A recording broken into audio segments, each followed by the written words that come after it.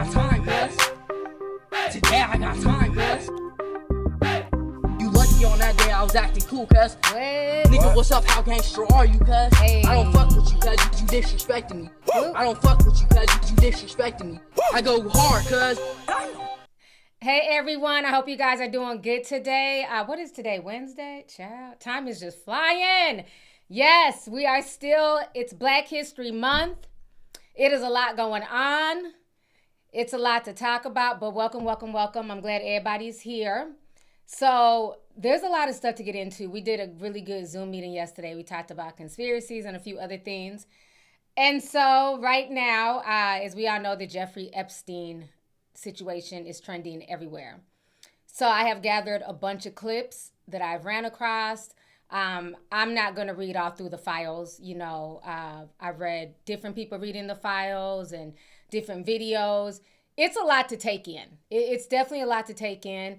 But it's also interesting because this is all this stuff we've been talking about on this channel for years. Okay. So before we get started, we have the new emotes here. I got them created so you guys can use them. There's a girl with a bonnet. There's a Jay-Z emote. That's for members. So what we're going to do now, like we've been doing the past few weeks, we're going to go into our members only chat. So the members will be allowed to chat to themselves for about the next 40 minutes. And then eventually everybody else can come and chat. So right now, it's the members. Shout out to y'all. So like I said, we've been talking about all this stuff, man, for years. And one of the things that I found very crazy is I did read some of the stuff in the Epsteine file that I saw on Twitter was a lot of references towards pizza. Okay. Now remember, everybody swarping down that the whole Pizzagate thing was a conspiracy, was a hoax put on by the Democrats and whoever else was getting blamed. But it was a conspiracy, so much so that that man in D.C. went to that pizza parlor and they tried to make a hit piece on him and the whole Pizzagate situation. And I remember they got one star to death. I forgot if it was on Amazon. I think it was on Amazon Prime. But people one starred them to death because they're like, nah, this is bullshit. You're not going to play in our face. And as you're reading through these files, there's a lot of references towards pizza. Another thing I found very disturbing, one of the things I read, because you're dealing with, I don't even want to say satanic. It's very easy to dismiss all of this stuff and say it's satanic. I don't want it to give it the whole satanic panic that we went through in the 80s. Y'all remember that as kids of the 80s and 90s, the whole satanic panic. You know, they were talking about Satanism everywhere, even in WWF. Nancy and Chris Benoit. You know, Nancy Benoit was like a big pusher of Satanism. So, again, this is deeper than that, right? You are talking about, remember when I said a long time ago, the old gods never left? They just transform into something else. All of this is just a modernized version of child sacrifices that we saw even back in the Bible days. Like when they would sacrifice to Baal, to Moloch. And these are modern day versions of that, you know? The cannibalism, the things that were just discussed were just very, very disturbing. Even being able to match things up to what's going on in pop culture. There was a piece in the Epsteine files where he's talking about baby meat, baby flesh, and cream cheese. And there were other things that they were describing. And then it made me think of the Justin Bieber Yummy video. How all those people were eating like really weird things that did not look tasty, didn't look edible, but they were just stuffing their faces. And then at the bottom of the plate, you see Justin Bieber. And people were saying that that was a lot of, you know, there's a lot of hidden messages in the Yummy video. Also, Kanye West did a video a few years back. I can't think of the name, but I remember running across this video on Instagram where you have a bunch of pretty girls. They're pulling all these kids and they're trying to take them to a party.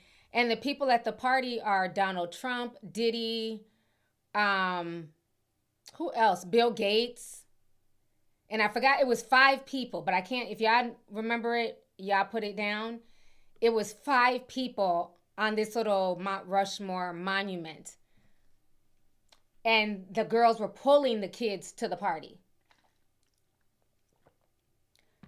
Dame Dash. Okay, thank you, Vicky. Yes, Dame Dash was one. Yeah. So, and Jay-Z. Thank you. Those are the 2. Dame Dash and so it was Jay-Z, Dame Dash, Diddy, Trump, and Bill Gates. And all these kids were being snatched up by these pretty models and taken over to that party. And Kanye put that in his video years ago. So y'all can look it up. You know, it has music playing, so I can't play it for y'all. But another thing, I don't think it was the workout plan video. Was it? It might have been. But another thing I realized too with the Epstein files is how much this man behind the scenes was shaping pop culture and what we saw on social media. He was behind a lot of things that popped off in Reddit, in some of the Reddit forums. The, what was that? The whole thing that brought MAGA together, the QAnon conspiracy theory. They were behind that as well. And remember, that video kind of came out of nowhere. And I remember watching it, and it's like, where did this video come from? Because I remember everybody was sharing it. You got to watch this. And it made Trump out to be the hero. And I believe that one video is what turned a lot of people MAGA back in like 2016. I believe that's what turned a lot of people. Because was all this Pizzagate stuff in there. There was stuff in there about the immigrants coming in from the border and how that was a hoax. And these people don't look dirty, like they've been walking for days. They look clean. They have cell phones. It was so much information packed into that video. And the lady had the British voice and was very soothing. But when you read deeper into those emails, this man pushed a lot of the agendas that formed on social media. A lot of the divisiveness, Bitcoins. There's even rumors, like Tim Forican said yesterday, that he is the Japanese guy who started Bitcoin. I forget his name. It's Japanese. Y'all can write it in the chat. Tamagotchi. I don't know. Somebody. But he disappeared. Remember, after Bitcoin came out, nobody ever found the founder after that. He never took credit. He literally just sprinkled Bitcoin into the ether and just poof, disappeared. Now through the Epstein files, we're seeing how much this man was involved in Bitcoin and in the tokens and all that stuff. You ever ask how a lot of things just become popular overnight, that it's trending? Because at one point, nobody was really talking about Bitcoin. And then literally, I want to say maybe was I living in LA at the time? Might have been in LA. 2016, 2017-ish, everybody was talking about Bitcoin and buying Bitcoin. I remember the guy, somebody, Octavia said, Tamagotchi is crazy, T. Laughed my ass off. I know Tamagotchi is the toy. I can't think of the man's name, child. The Japanese man that disappeared who invented Bitcoin. If y'all Google that, oh, Satoshi. Okay, thank you.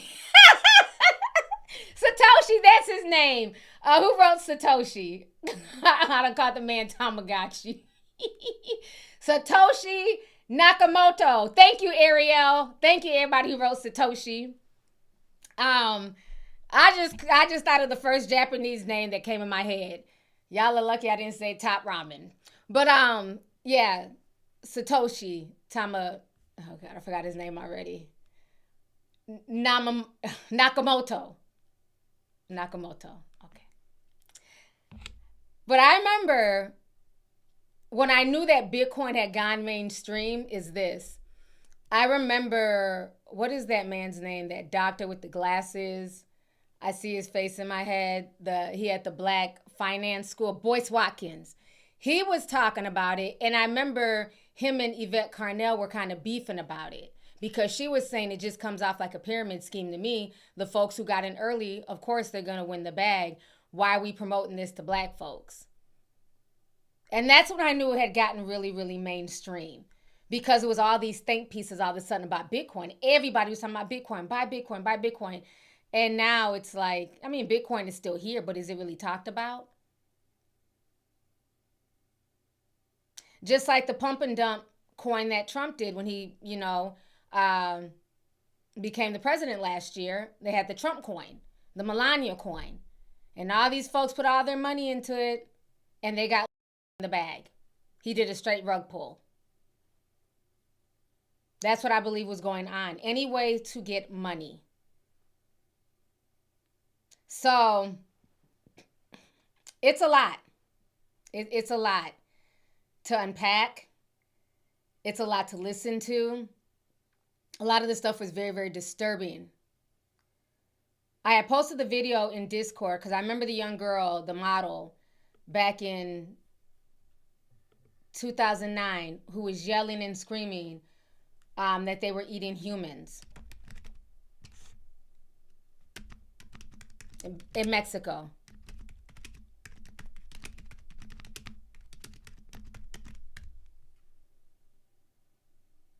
"21-year-old Gabriela Rico Jimenez." Let me see if this is the video.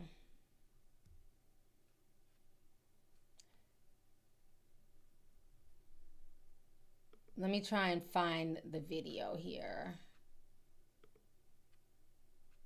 Okay, this is the video. So, as the urban legend goes, in 2009, Mexican model Gabriela Rico Jimenez, then 21, appeared in a viral video claiming cannibalism and murders and elite rituals were taking place at a Monterrey party. Now, what I don't like is now people are trying to remix it. Back in 2009, nobody even knew who Epsteine was like that. Epsteine was not talked about. So this is a different case. But now people are trying to tie it to Epsteine, which I don't like, because let's not act like this type of behavior is only here in America. This is a global network. This isn't just an American thing. This is a global network.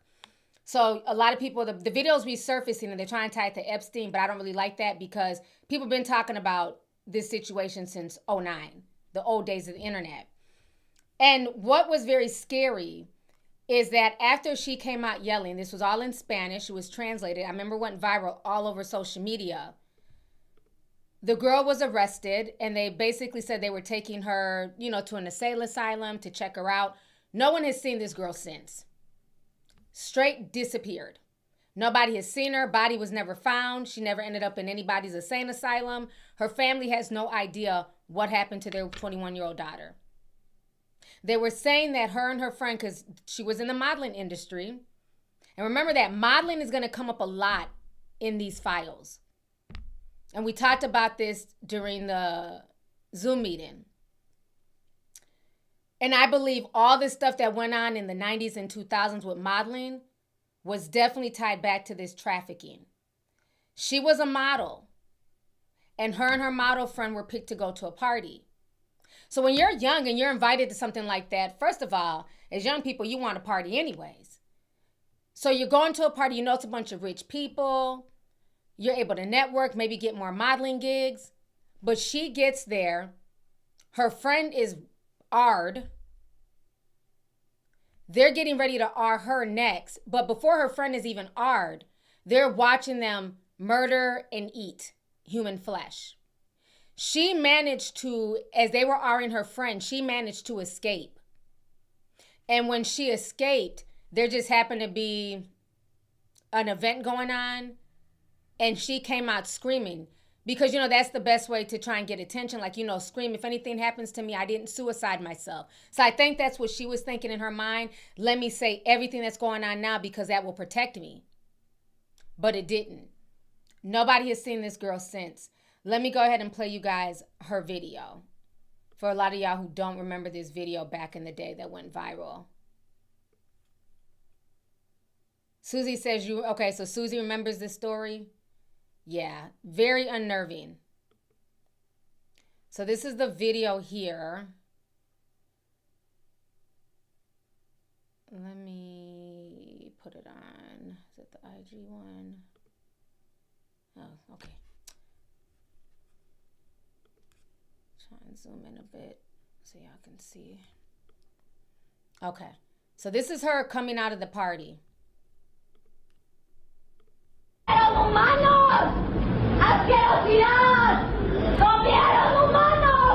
She's saying they're disgusting. They ate humans. I wasn't aware of anything. I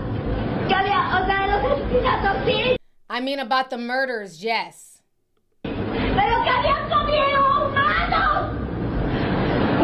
They all ate humans. They're eating humans. So this is what all she's saying in Spanish.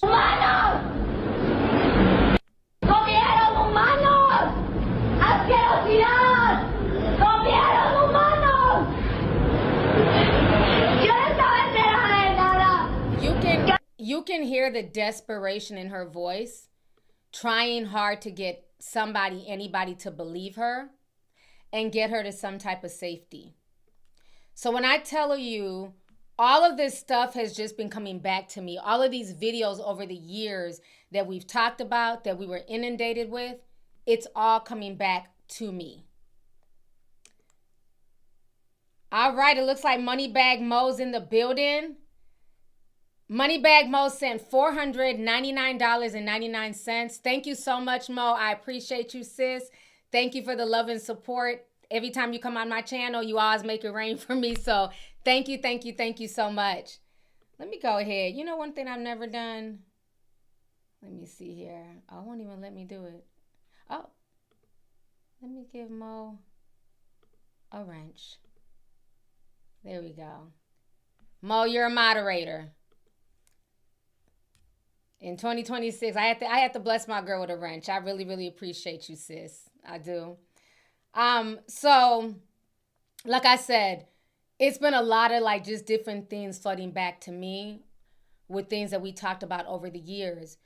But one thing I want to say about the whole modeling thing, because that's going to come up a lot in the Epstine files, in these videos, the modeling industry, acting, Hollywood in general.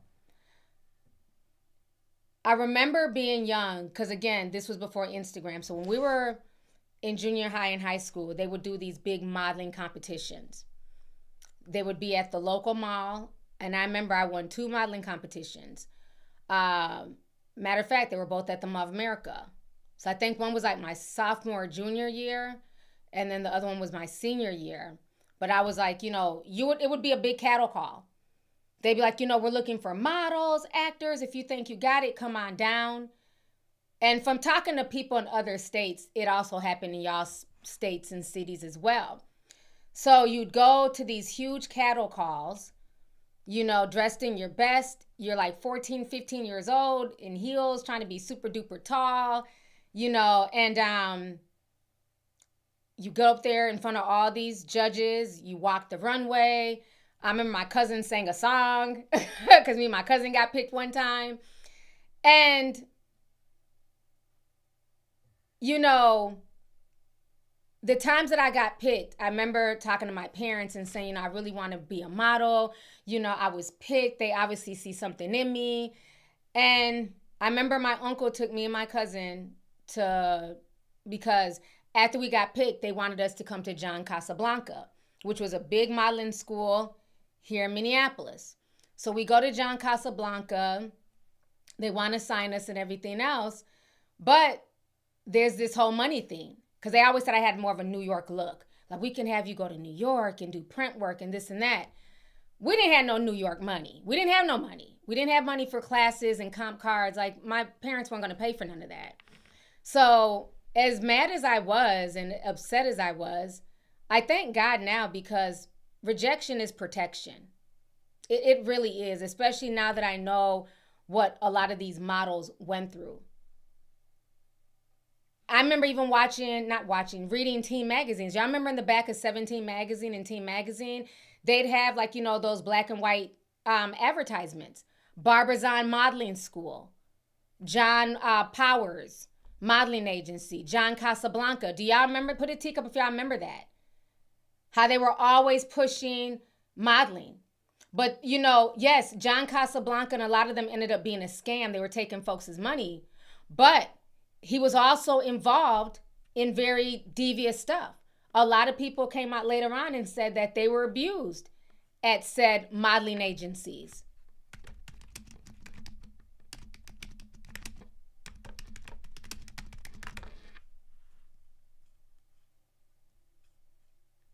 Let me pull this up here.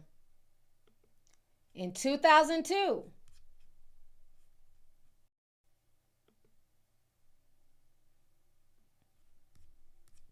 they got a damn ad. Let me, hold on.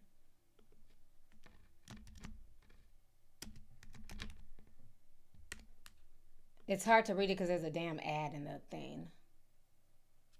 Let me see if I can find another article. Okay, British Vogue. So this goes deeper than them just scamming people, you know, taking people's money. That's what I want y'all to realize. We were inundated with this stuff as children.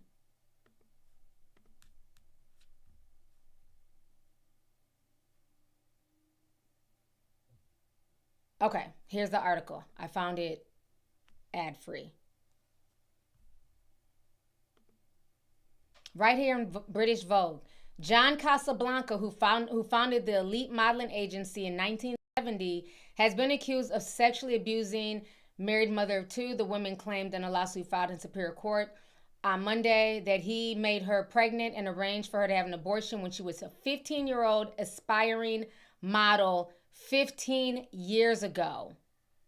The plaintiff, whose name has not been made public, is seeking substantial damages. Okay?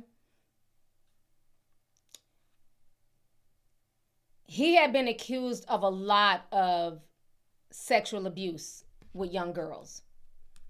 Him and a lot of these modeling agencies. So when I tell you, it goes deeper than what we think it is. Put a teacup in the chat if you ever went to like one of those modeling scouts, be it at the mall, at a local event where they were scouting for models. Because this was like a big thing in the 90s and 2000s. Or you might just be walking in downtown and somebody be like, oh my God, you're so pretty, or you're tall, you look like a model. Here goes our card, you should come to the modeling agency. And I got handed several cards throughout the years, randomly, by people. But thank goodness, you know, I was broke as fuck, ain't had no money. But how many people got those cards and their parents had a little bit of coin and they were shipped off to New York? Because see, back then it was normal. See, look at all this. Yep, Disney calls. They had Disney callings, yep. Modeling, acting, bring your kids down to be these huge cattle calls. And the parents are hoping, you know what I mean, your kid can take you out the hood or out the trailer park, or your kid can be the next big thing on TV and, you know, break the generational curse. Be the breadbasket for the family. A lot of teacups. This is how it was when we were growing up. So it moved from the physical world to now the digital world. Now instead of them having cattle calls, they're sliding in your 14-year-old daughter's DM and saying, oh, you're beautiful, you should model. Or have you ever thought about acting? Then they groom them for a while and some of these girls end up trafficked. So it's really disturbing when you really go back and you think about all of this stuff. That it could have happened to any of us.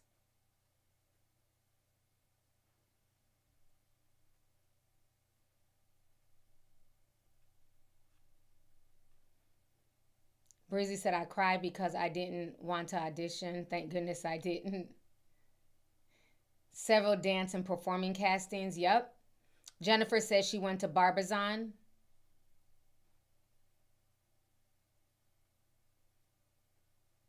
Yeah. That was like the thing back then. They would just come to you and, you know, offer you to get into modeling and acting.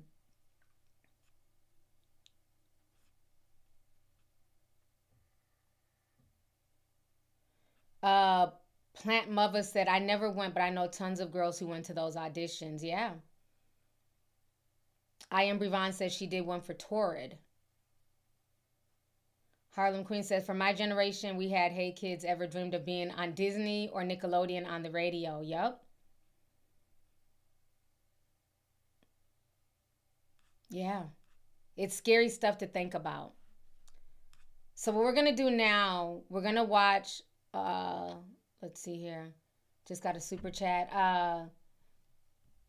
Jana Voigt 6883 sent $9.99. Thank you so much for the super chat. She says it's deeper than just children, sacrifices, and cannibalisms. I believe we are walking amongst demons, shapeshifters, immortals. Look up Epstein and Andrew Jackson's comparisons. Oh, yeah. I remember years ago David Icke talking about the reptilian theory. And a lot of people dismissed them. That's usually where a lot of people were like, David Icke has a lot of good theories, but the reptilian thing I can't get behind. But the more stuff comes out, the more I realize truth is stranger than fiction. And at this point, I don't put anything past anybody. I do believe that we walk amongst many different types of entities. Everybody that you meet in your day-to-day is not human. I believe that wholeheartedly. I'm getting chills just saying that, but it's the truth.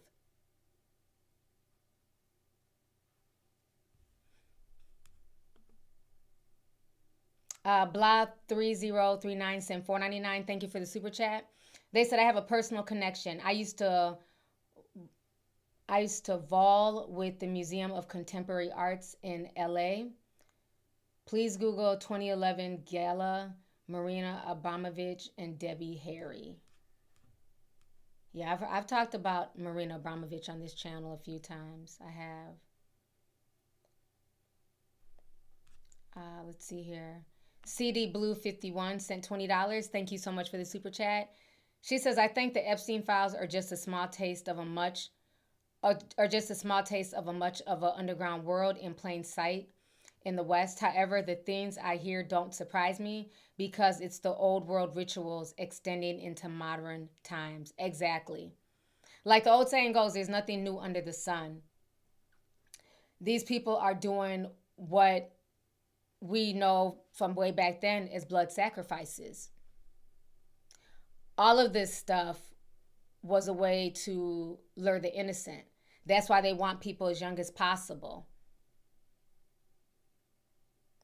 If you guys haven't watched my Playboy deep dive, I get very deep and very esoterical in that deep dive as well. That whole Playboy situation, that's a whole nother rabbit hole. Literally, no pun intended. Even the fact that they use the rabbit as their logo, there's a lot of symbolism behind them using that rabbit as their logo. The fact that Hugh Hefner got everything that he has from Kingsley and the Kinsley Institute. That man was a certified pedo. But he put everything in the guise of, medical experiments, learning the human body. There's no reason to ever want to experiment or think about how many times a child, 6 months to a year, orgasms. But guess what? We're still using his textbooks to this day. All of his so-called research work. That is who Hugh Hefner modeled the Playboy empire, the magazines, was after Kinsley's research. Let that sink in. Before there was ever Playboy bunnies, there were little girls. He had a little girl magazine where they took naked pictures of young girls because it was acceptable back then. Watch the deep dive. It's about 3 hours. You'll learn some stuff. So let me get off of him, because he's another person that pisses me off, who will not pay for his crimes because he's dead now. And still fucking with that woman, Marilyn Monroe. Had the nerve to be buried next to her. After all this shit he put that woman through, he's still buried next to her in death. Sick. Yes, Alfred Kingsley. I couldn't think of his first name. Alfred Kingsley. Thank you so much, BB Assassin One. Yeah, the Kingsley Institute. Yes. He was a certified pedo. His research was just very, very disgusting. Yes,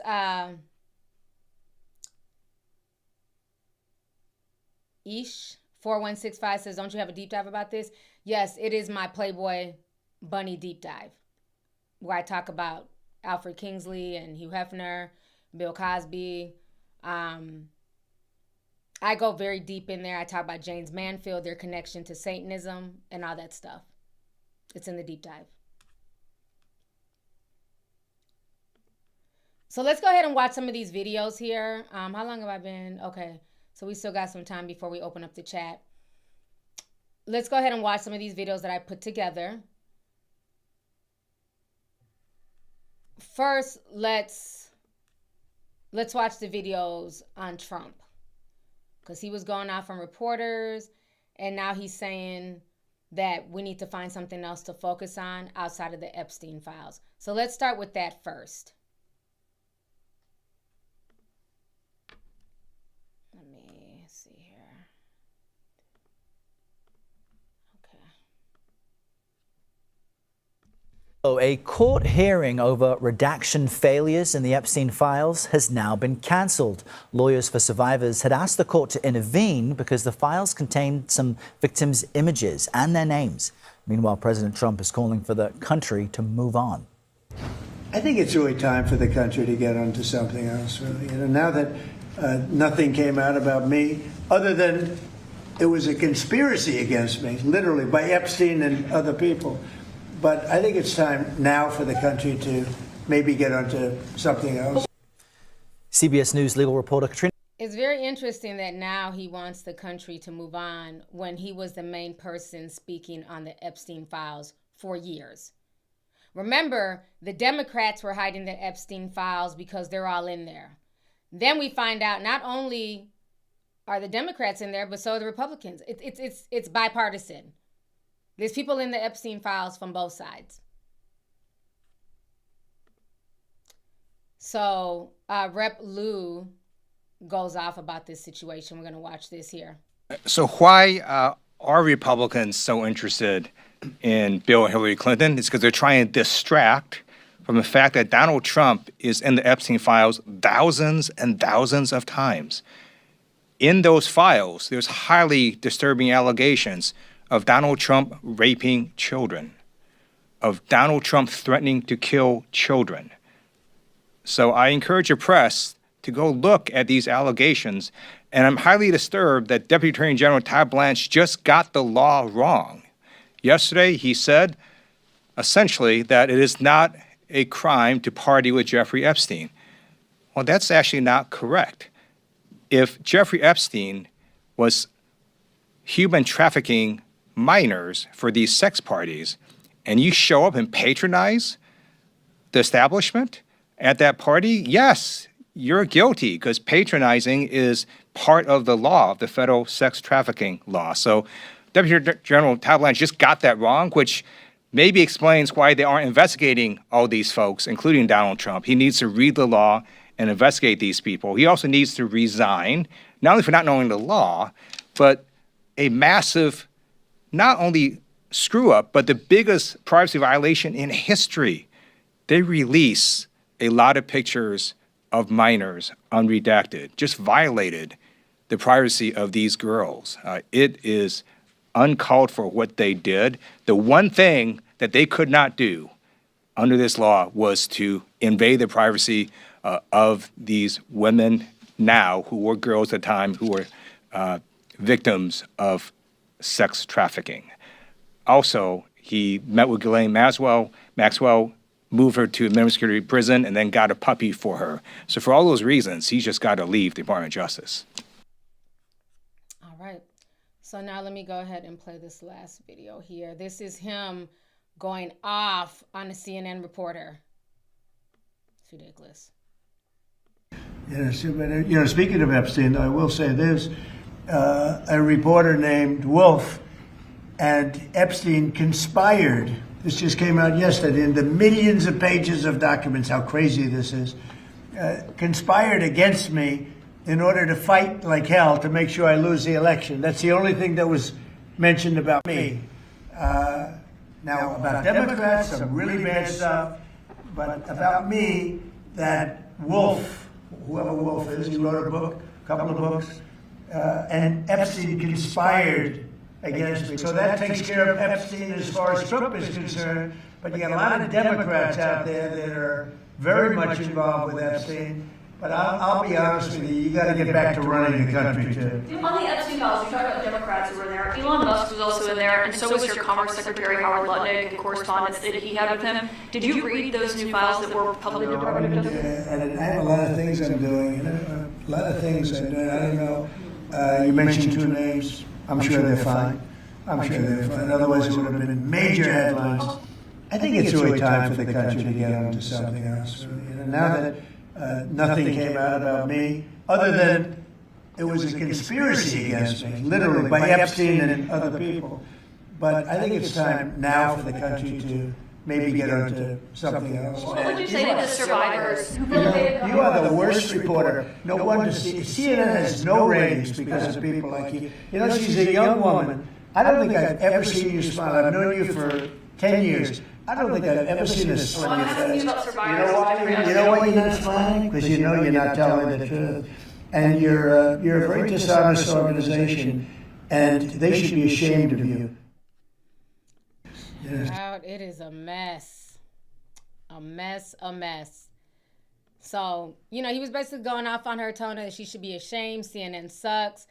And it's like, why would she smile when she's talking about a serious topic, when she's talking about survivors? Like, what sense does that make? Why would she get up there and be like, while talking about something as serious as the Epstein files? So we're going to go ahead now and watch some of the Instagram videos that I've compiled of different things in the files.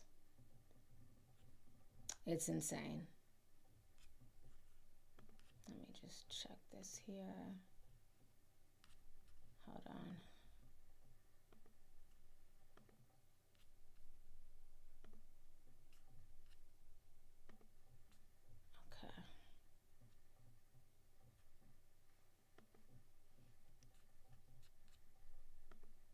Okay. Epstein is still alive. This is a claim that's beginning to emerge, and I actually think it might hold some weight and be a real possibility considering some of the circumstances and new details that have recently emerged. Let me explain. August 10th of 2019, the day that is said to be the one that Jeffrey Epstein himself, according to a 4chan post by an anonymous individual, he claims to have witnessed Jeffrey Epstein the night before being removed in a wheelchair into a transport vehicle outside the jail and swapped with somebody else, saying, essentially, that Jeffrey Epstein was not the individual who was found to be deceased. Now, there were a lot of claims and a lot of assertions on 4chan and all around the internet that this really went dormant and didn't hold any weight at the time. Fast forward, however, to the new documents that have been released through the Epstein files, and guess what? This post has reemerged. The Department of Justice of the Southern District of New York actually listed this particular post by this anonymous individual on 4chan as something worth looking into. And it held enough weight that they... Okay, y'all are saying it's echoing. I don't know why it's echoing. That's weird, because it's not echoing for me at all. Okay. I'm not sure why it's echoing. Huh. That's weird. Yeah, because it just, it sounds normal to me. But the other videos didn't echo, right? The ones on YouTube didn't echo. That's weird that his is echoing. There's an echo, but it's clear. Okay. Well, basically what he's saying here is that a lot of people are starting to think that Jeffrey Epstein is still alive. Y'all can go watch it on his page. Because there was in that file, there was somebody on Reddit after Jeffrey Epstein died. This person was on Reddit, and they said that they don't feel like Jeffrey Epstein died because they were a security guard at the jail, and they saw him leave in a van, alive and well. And so people thought the person was trolling, but that person who wrote that on Reddit, they ended up finding the information in the Jeffrey Epstein files that were just released. And they did a search on him, and the guy really worked at the prison. So now people are thinking that he's not lying and Jeffrey Epstein was alive. And not was, but is still alive. That they basically did a body double. So, yeah, it's a lot.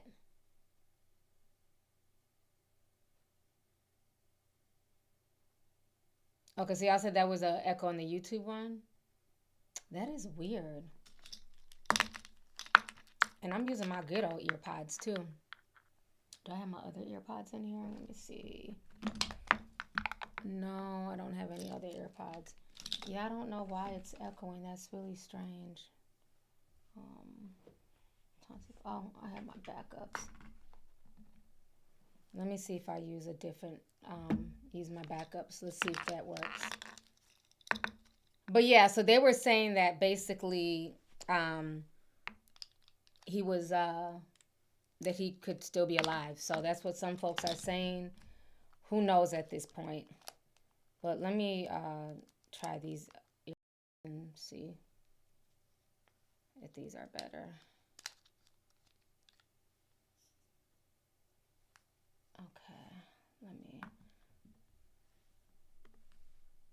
That they wanted to uncover the anonymous identity. Okay, do y'all hear echo now? Let me play it again and see if y'all hear an echo at all. Let me refresh. Because if not, it might just be his video. I don't know why it would be echoing though. Because we haven't had any echo issues in a long time. Funny that we're talking about the Epstein list. Now all of a sudden there's audio issues. Let me know if y'all hear echo. Epstein is still alive. This is a claim that's beginning to emerge, and I actually think it might hold some weight and be a real possibility considering some of the circumstances and new details that have recently emerged. Let me explain. August 10th of 2019, the day that is said to be... Okay, good. So everybody says that sounds better. Okay, well, Apple EarPods, I'm giving y'all the side eye. Because I put on my little generic little $20 EarPods and ain't no echo. What's the tea, Apple? All right, let me continue. To be the one that Jeffrey Epstein himself, according to a 4chan post by an anonymous individual, he claims to have witnessed Jeffrey Epstein the night before being removed in a wheelchair into a transport vehicle outside the jail and swapped with somebody else, saying, essentially, that Jeffrey Epstein was not the individual who was found to be deceased. Now, there were a lot of claims and a lot of assertions on 4chan and all around the internet that this really went dormant and didn't hold any weight at the time. Fast forward, however, to the new documents that have been released through the Epstein files, and guess what? This post has reemerged. The Department of Justice of the Southern District of New York actually listed this particular post by this anonymous individual on 4chan as something worth looking into. And it held enough weight that they wanted to uncover the anonymous identity of who this person was. They subpoenaed records from Apple, from Citibank, from AT&T, and from 4chan as well. And what they discovered is that this individual was Roberto Grijalva, who was a guard and corrections officer there at the jail where Jeffrey Epstein was being held, giving a whole new level of weight and credibility to what was actually said in this post. They were scouring through this guy's phone records, bank accounts, 4chan posts, and even his Apple ID. Why? Were they trying to hide something that they were trying to scrub from his details and from what he had said in his post? Maybe who he had been communicating with? Maybe what other connections or information he had? Is this individual even alive? Has anybody gone to check on this person to see if they're okay? Have they done a follow-up to get an account or information or testimony of what he knows or knew at the time? But then to go further, just 21 days later from the date of Jeffrey Epstein being allegedly deceased, there was drone footage that was put online, and you've probably seen it yourself, of Little St. James or Epstein Island, where a drone is overhead looking. So that's supposed to be Jeffrey Epstein in that drone picture. Some people are saying that the echo's back. I'm just going to let the video play. So just watch the video and try and just keep up with what he's saying. At a groundskeeper talking to a gentleman sitting in a golf cart. The gentleman sitting in the golf cart has a white head of hair and fits almost to the T the exact description of Jeffrey Epstein. 21 days later, after he's allegedly deceased. As soon as this individual looks up and recognizes that there's a drone, he immediately goes for cover, getting back underneath the golf cart to conceal his identity. And with the emergence of all the new details, documents, data, information, reports that have been put out by the Department of Justice, including the additional 3 million Epstein files that have yet to be released, even though they're supposed to be. This detail is massive, and I believe there's a possibility that Jeffrey Epstein may, in fact, still be alive today in 2026. I don't know. What do you think? Drop your comments down below and let me know. Jeffrey Epstein is still alive. Okay, I muted myself at the end, but I shouldn't have to do that because I've never had to mute myself at all. So I don't know why it's echoing. Like I said, I don't know if it's because we're talking about this topic, because I'm not doing anything different from what I've always done, which is to just play the video and have some ear pods in. So I don't know what that's about. We'll try another video. Hopefully the echoing was just in that video and it's not something that's going to keep going on, because I collected a lot of good stuff. And I'm trying to have y'all watch it. Let's see here. I can try and mute myself, but I shouldn't have to. I've never muted myself before, but we'll play this one and see if the issue goes away. Okay, let me know. When it started, and for the first 3 years I was used as what was called an expendable child. In the Belgian network, there was a group, particularly aristocrats, children. So in this network, you have to understand this as a network. Expendable children, that means that those children could be used for anything. That could mean they could be used for torture. I was sometimes taken to bars and given to the men there. But other times I was taken to castles and then waiting with a handler until the people, until the first group of people had left, and then at the late hour, the younger children were brought in. Sometimes I was taken to somebody's house for the day. My mother would keep me out of school and then just drive me to somebody's house. I have remembered things about being in extreme situations where other children did die. So my mother was being paid for this. And her contact person was this countess. So in 1972, I was traded by the boss of the network to an international player. And this person apparently had this countess ask my mother who my father was, and also they drew blood. Anyway, they found out that I'm from one of the bloodlines, which is something that in this global network is very important. So this perpetrator then decided that he was going to get me trained, that's to say, mind control trained, which is torture-based, and to make me an elite slave. I was 6. Okay, I hit mute near the end of it because they were saying that there was still an echo, and I hit mute. Some people were saying that it was still echoing, so I don't know. But she's basically telling her story. She has like a full video on YouTube on the things that she went through ritualistically in some of these groups. So her story is just really sad. Her name is Anneke Lucas, Anneke Lucas. Yeah, so it's just so many different things that's now coming out about this entire situation. But I really have no idea why it is echoing. That is weird. I wonder. Okay, let me try another video.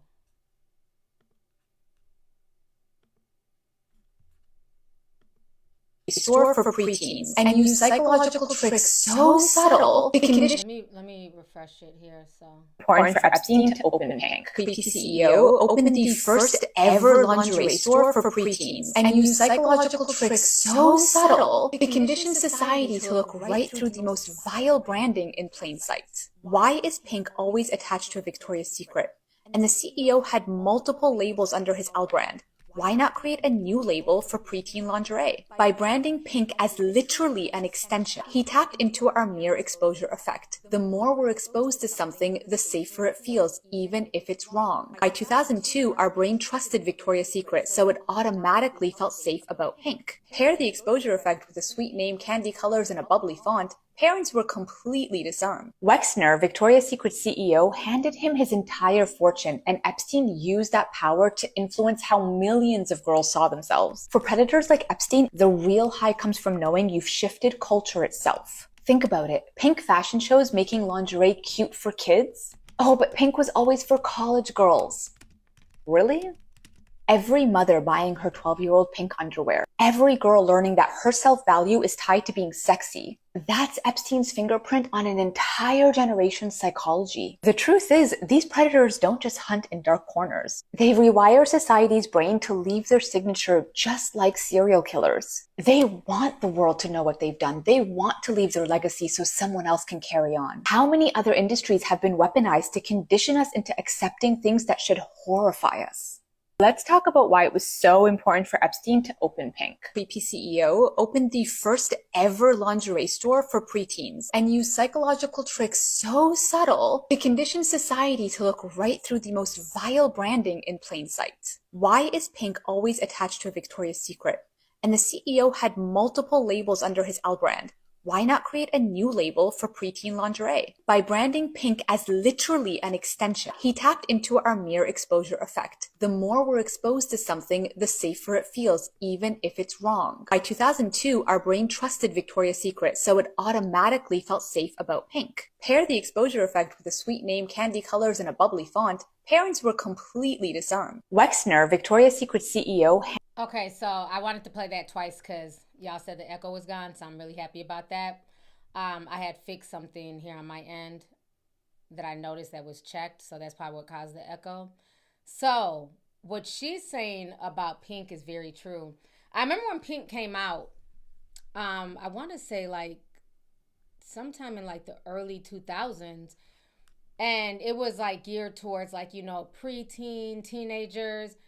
And, you know, Victoria's Secret was always more for, like, older teens and women. And it was very interesting how, like, with Pink, they went younger. You know, and even the name Pink, that makes you think of, like, you know, little girls. But Wex Lexner is very rich. That was one of Jeffrey Epstein's, like, best friends. And he's the one who kind of put Jeffrey in a position to be able to meet, like, a lot of these models. And that's why after a while when I got older, I felt like Lex Wexner was a big part of trafficking models because everybody wanted to be a Victoria's Secret model.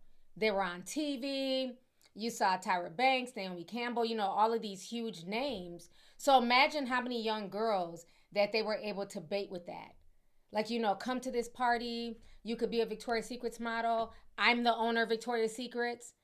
You know, so for his name to be all up and through here, it says a lot. But you got to ask yourself, why did they think that it was okay to start a lingerie shop for preteens? When before then, preteens just got regular underwear and bra sets at Target or at, you know, Montgomery Ward's, you know, if you want to go there. You didn't go to Victoria's Secrets. That was for the grown-ups. So they made Pink, again, like she said, to attach it to the Victoria's Secret's brand, so that way kind of desensitize the parents, like, oh, this is a version for younger kids. So it's just very interesting how all these games were being played. So now let's watch this here.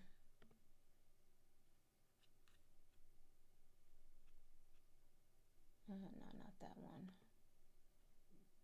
This was really disturbing.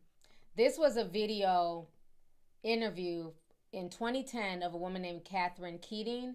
She is the daughter of a former Australian Prime Minister, Paul Keating. And she was captured leaving Jeffrey Epstein's New York townhome. And during her departure, she appeared to have observed a lot of stuff that went on.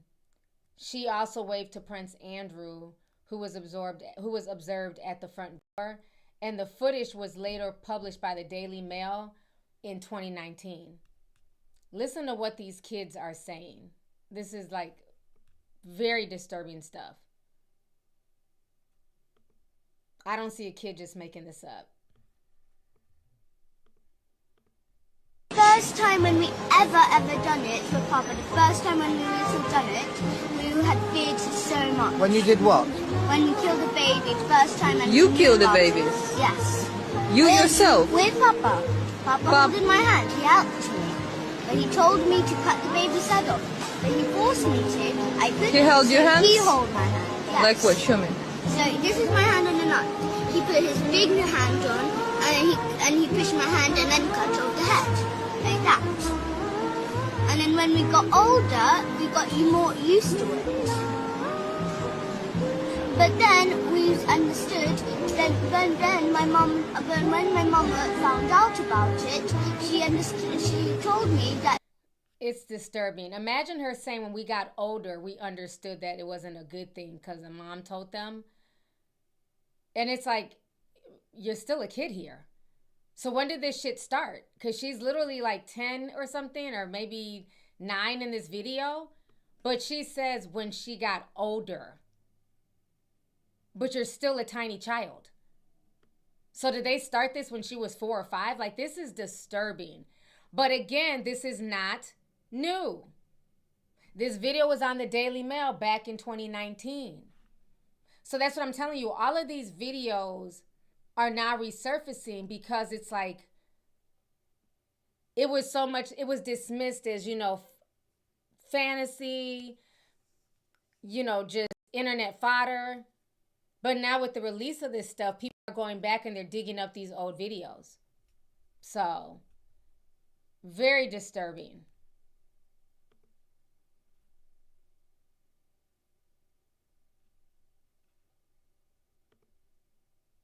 So Putin weighed in recently. He did an interview yesterday, and this is a snippet from his interview. This is what Putin is having to say about the Epstein list.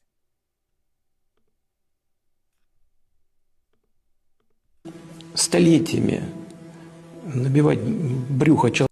He says for centuries, they're stuffing their bellies with human flesh. Человеческой плотью, а карманы деньгами.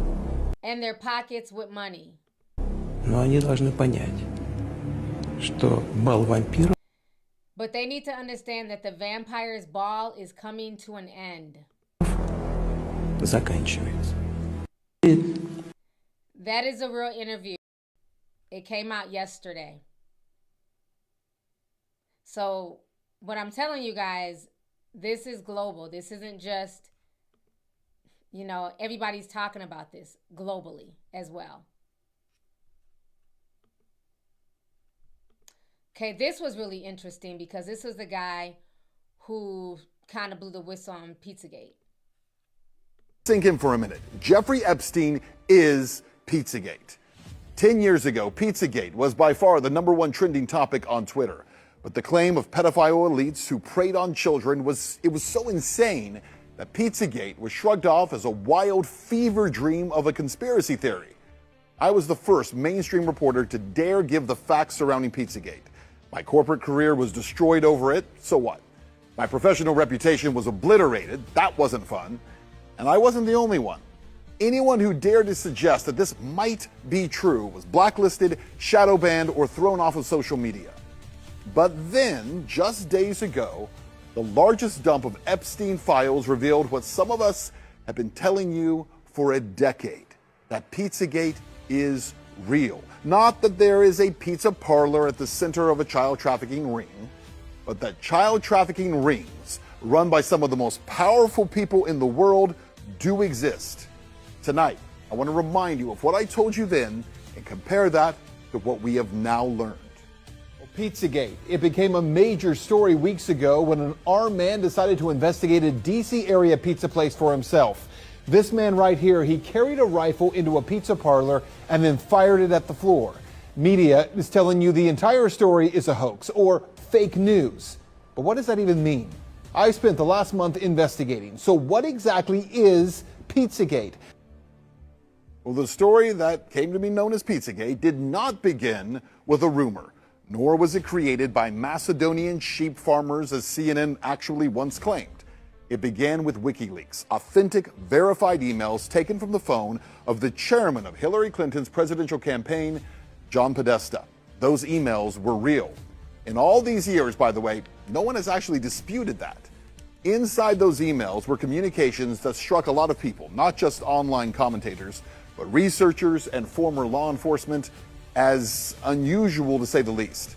References to pizza and to pizza handkerchiefs and to maps, to private gatherings involving powerful people, some very bizarre stuff. In fact, the first people to draw attention to those emails were a group of self-proclaimed pedophiles on 4chan and 8chan who claimed that Podesta was using the same terminology that they use to speak in coded language.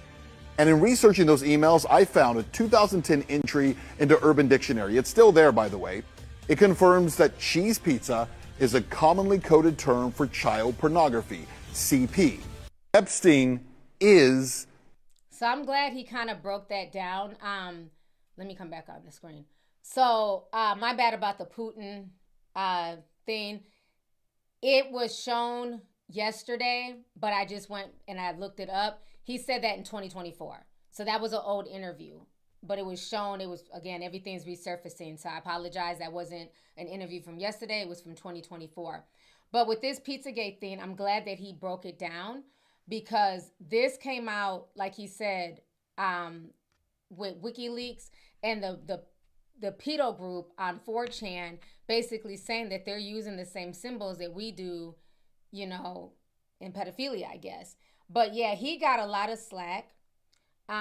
He lost work behind that. So I know he feels very vindicated.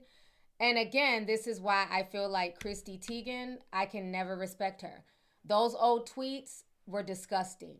And I don't know what woman, and this was before she became a mother, tweets like that about children.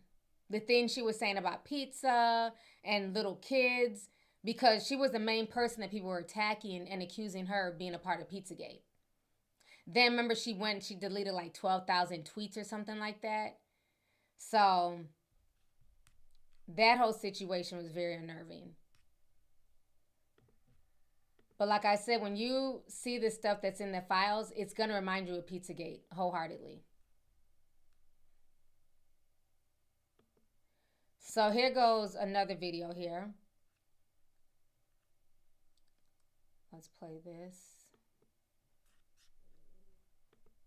Jeffrey Epstein sets up a meeting between him and Moot, who is the founder of 4chan. On that same day the meeting is set, /poll is launched. Famously, the birthplace of the modern alt-right. The term woke and DEI, as we know them today, were created in these forums. This is where Q began posting his drops and is the birthplace of the QAnon conspiracy. Do you understand what I'm saying to you? Basically, Q is Jeffrey Epstein. Jeffrey Epstein is pedo Geppetto. He Geppettoed the pedo conspiracy theory. Pizzagate was literally a right-wing psyop to distract you from Trump and Epstein. 4chan is a honeypot. QAnon, who were already the stupidest people on earth, have gone one level deeper. Yes, there's a global pedophile ring that's infiltrated the highest levels of power, but fortunately, God has anointed a lone savior to destroy them. His name is Donald Trump. He's Q. He's sending us signals. No, you dumb fuck. It's Jeffrey Epstein. Oh, they were right there. They were so wrong and yet so right at the same time. They just had their characters mixed up. The best cover is hiding in plain sight. That's what they say. Essentially, a billionaire pedo federal asset is the reason you're an incel Nazi loser. You fell for it. You've been psyoped by the very thing you sought to destroy. This is like finding out Darth Vader is your father, but instead of a black suit, it's a black male of your Lord and Savior Donald Trump. You've been Geppettoed by the pedo Geppetto. You're a racist chud because you've been programmed by Mossad. Oh my God. Anytime somebody online like says a horribly racist thing, you go, oh, Epstein told you to say that? Are those your thoughts or are those Jeffrey Epstein's thoughts? You've been inceptioned by the king of St. Bart's. But here's what the Epstein files really show us.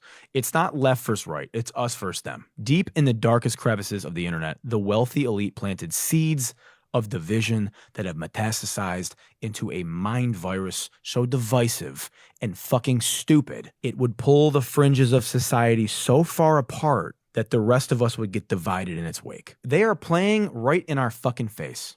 Jeffrey Epstein sets up a meeting between him and Moot. So yeah, all of that was in the Epstein files. He was heavily involved in 4chan, Reddit, and the whole QAnon situation. And like we talked about earlier in the stream, isn't it interesting how that video went viral? You couldn't go anywhere without people sending it to you, without it being all over Twitter, the whole QAnon video. I don't know what's happened to the video since, but I mean, it was everywhere.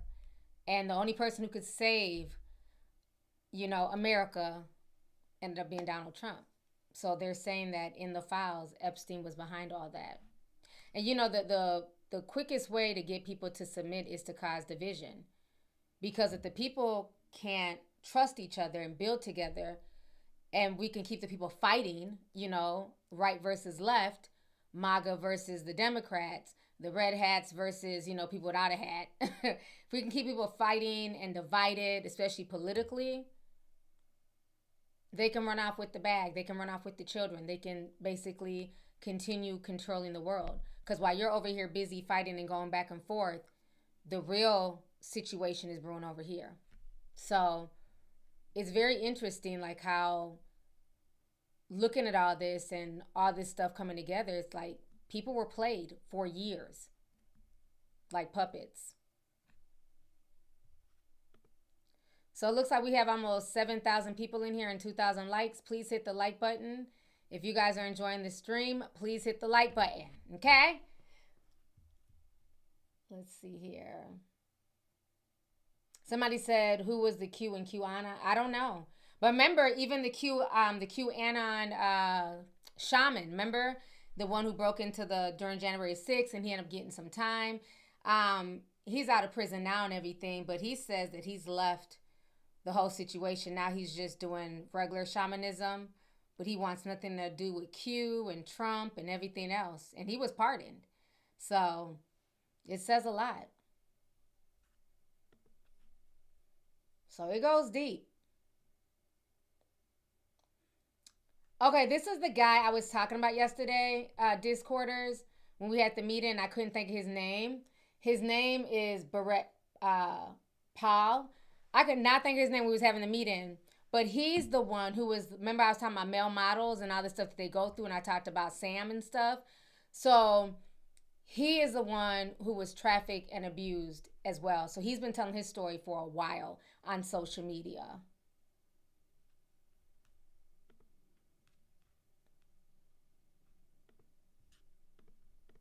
Trafficked by the former Abercrombie & Fitch CEO and a web of people who were enabled at the very top by Les Wexner, who's also enabled Jeffrey Epstein from the very beginning. And there's a major update that happened today, Friday, January 30th. So if you would... So y'all just heard that name, Lex Wexner, the owner of Victoria's Secrets, once again modeling, being tied into this.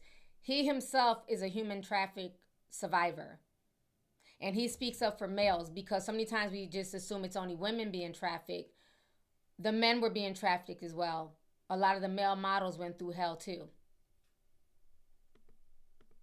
If you would please do me the favor in watching this all the way through, saving this, sharing this, and at this point, your follow means way more than I can explain. Thank you. Before I go into today's video, this needs to be said publicly. My good friends know, my family knows, my therapist knows that I love my life. I have zero desire to harm myself, and I've never wanted to harm myself. I have been through hard things, but I have a lot of tools in my toolkit that let me continue to talk about these hard things and process them and deal with them. I love my partner. I love my life. We do not drink. We do do not do drugs, except for the occasional weed gummy, which is legal here in California. First and foremost, today, millions of new pages have been released that are attached to the Epstein files. Please go look at my last video. It's a really strange coincidence that my last video is what my last video is. 2, there is no coincidence that today, Don Lemon, Georgia Fort, and 2 other black journalists were arrested for reporting the news. That is not illegal. 3, it's Friday. They always release things on Friday that they do not want people going into because they expect you to be distracted by the weekend. Do not get distracted. 4, another big thing is going to happen. I can't tell you what that is, but something else is going to happen that is really big this weekend. And lastly, the thing that I want you to please remember in all of this is, it's not just like MAGA Republicans who are attached to these things, but they are specifically the ones that are in control of why these things are not being released and how they're being released. I've been warning people for over 2 years to please delete their TikTok. If what has happened to Don Lemon and Georgia Fort is not writings on the wall, then I don't know how else to warn you, but please delete your TikTok. As always, if you're new here, welcome to the Love Army. Much love, y'all.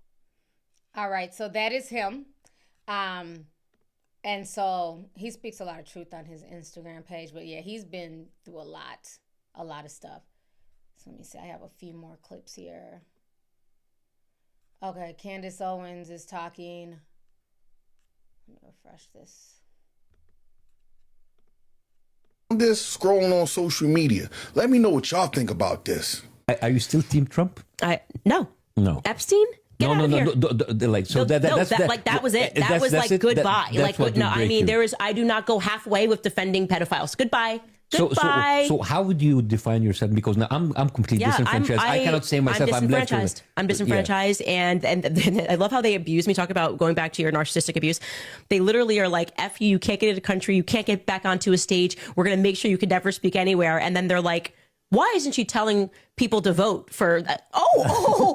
She's got the #1 podcast. Why aren't you telling people to vote? Are you out of your minds? I hate all of you. I think you guys are all a part of the same demonic entity.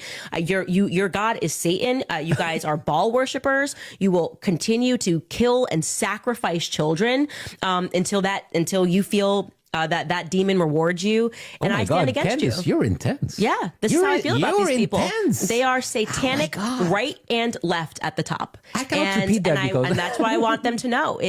I know because of how committed these people are to Satan, because they literally hired Satanists to run psychological operations in the military, as we covered. Let me know what y'all think about.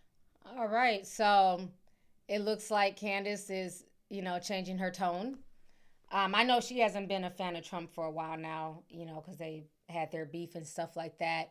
But it looks like, like I said, I'm not a fan of hers. But when she's right, she's right. And I'm glad she's seeing the big picture and she's backing up off of them and she's seeing it for what it is. I wish that she wouldn't have been the main person as a black person to sit and push them and co-sign them for years. But,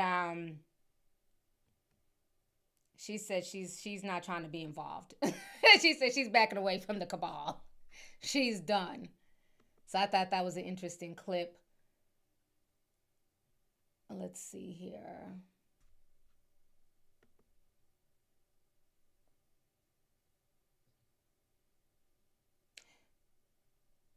So if any of y'all are into Dance Moms, they're talking about this as well. One of the girls from Dance Moms was mentioned in the Epstein files, which is extremely creepy because that's a show about little girls. But the way some of those parents act on Dance Mom, I wouldn't be surprised they would pimp out their own kids. Some of those parents on there are just insufferable, and they'll do anything for fame via their children. Dance Mom Melissa just responded to all the allegations that Maddie is in the Epstein files. So if you haven't heard yet, the newest files that were released show that apparently they were emailing about a girl from the Chandelier video, and everybody knows that was Maddie. So these emails were back in 2014, and when Maddie was 11 in 2014, this is when her and Sia began to work on Chandelier and when the music video was released. So they refer to her as like the amazing little dancing girl or something like that from the Chandelier video. And within the email, they're talking about like a pizza party or something and how they stayed up late and had fun. So I've seen other videos where allegedly Pizza party is code for something else, and I really don't want to say what that's code for, so just look into that yourselves. So as crazy as this is not the only instance where Maddie was almost put in danger. So apparently whenever she was filming Leap, her animated movie, Harvey Weinstein invited her on his jet, and Sia actually begged Melissa, like, this is not a good idea, do not do this. And thank goodness Maddie never got on that plane with him.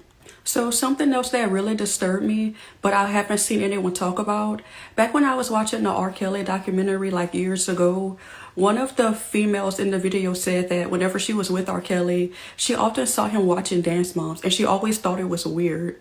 And I feel like that really made me think about when these girls become famous, you never really know what audiences you're attracting. So back to Melissa, she obviously saw a lot of the articles about Maddie being mentioned in the Epstein files, and she flat out said this is completely ridiculous and that to stop making stuff up about her daughter. But I think she felt like people were saying that Maddie was mixed in that, like she was there or she was exposed to these people. The only thing that happened was that the video that Maddie was featured in was brought up amongst these creeps. I'm just happy that Maddie was a lot more protected than some of these girls that unfortunately became victims. But comment what y'all think. Y'all, dance. Imagine the mom being mad at the internet for bringing up that her daughter's in the Epstein files. Like, how are you mad at the internet when they mentioned your child? You've been pimping out your child for years, Melissa, and a lot of these parents. And like the young girl said in the video, you don't know who's watching your children. R. Kelly was a big fan of Dance Moms. You think he's watching for the moms? I think not. He's watching for the young girls. It's no different than all these janky moms who sit there and put their, 4 and 5-year-olds on Instagram and make them baby Fashion Nova models. Why are we dressing 4 and 5-year-olds in crop tops and bell-bottom pants and, off the shoulders when they barely even have shoulders? Some of these TikTokers have been accused of also, how do I say it? Low-key pimping out their kids because they know the people watching the kids are pedophiles. And they don't have a problem with it because they're getting the views. The little girl, Miss Shirley, not to talk about her bad. She's a sweet little girl. I got a chance to meet her. But it always made me uncomfortable how it felt like her mom was low-key pimping her out. The Boots on the Ground song was cute. When I first saw her doing her little dance on the stoop, I thought it was adorable. Okay, the girl has some choreography. She's a cutie. Then it just started getting darker. Then I'm seeing a 4-year-old in the club. I'm seeing her mannerisms, how she acts grown and pops back. When she was on, I think, the Tamron Hall show, it might have been the Jennifer Hudson show, one of the two shows, she was dancing and the camera zoomed in on her little butt. It's just too much. Let kids be kids. And a lot of people were warning her mom, like, you're doing too much. But what did the mom say? Y'all are jealous. Y'all are haters. Y'all are broke. Same thing as Melissa. Everybody's not jealous. Everybody who watches your child is not necessarily broke, hating. You don't know how a lot of us live on this side of the camera or on this side of the laptop. But the first thing, whenever you try and hold these parents accountable, like, be careful because you don't know who's watching your child. I don't even like for kids to pop up on my feed. I don't have small children. So there's no reason for me to be seeing small children. I don't want to see, anytime I see little girls popping up with the little outfits and outfit of the day, hit not interested. I don't care about your 5-year-old's outfit of the day. I'm not 5. Now, maybe if I had a 5-year-old and the outfit was cute, maybe that's why some parents watch to see what they can put their kids in. But it always disturbs me because when you see those videos and you see all the amount of likes, the amount of saves, who's saving this stuff? Yes, some of it could be innocent, But a lot of it, it's not. You don't know where your child's pictures are ending up. I forgot the one mom, y'all can put her name in the chat. She would have her daughter doing weird stuff, like eating hot dogs and having mustard on her face. And her daughter was like maybe 2 or 3. Little white girl, had millions of followers on TikTok. And people were realizing she's posing her daughter to do stuff graphic for these pedos. Because they would send beans and send, money and, little gifts and stuff like that. Filming her daughter sucking on popsicles. Yeah, it should be innocent. A kid should be able to just eat on a popsicle without people thinking stuff. But when you're having to film that, I've never filmed my kids eating. You give your kids a popsicle, go on ahead, go eat. Don't stain my floors. Why would I film a child sucking on a popsicle? Why is that your content? Do y'all remember her name? Somebody said Danielle Cohn is one of them. I remember they drug her. Oh, they drug her. Then she tried to switch around on the internet and say that the internet was perverts and y'all are jealous. But people forget about JonBenet Ramsey.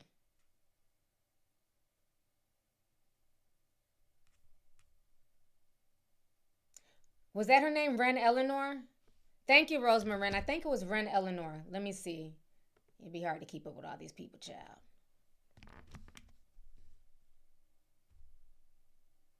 Yep. This was her. I don't even think she's still on you. Oh, she's 16 million followers. Oh, now it's Ren and Jacqueline. Before it was just Ren.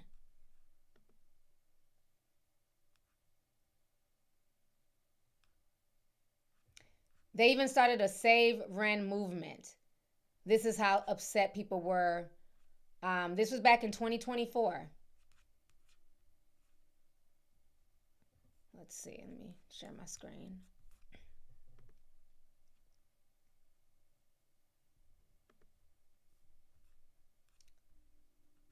Hold on. What's going on here?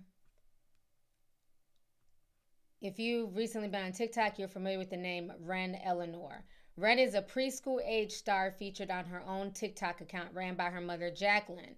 The account has a whopping 17 million followers. Why on earth would any adult follow a kid? Like, why on earth does a child have 17 million followers who's in preschool? She's not articulate.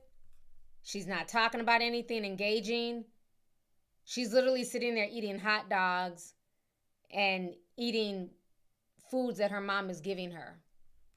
So when people clock the mom's tea, the mom went off, accused everybody else of being weird. She changed the TikTok name to her and her daughter.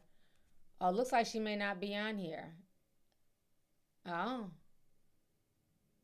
Looks like she deleted everything.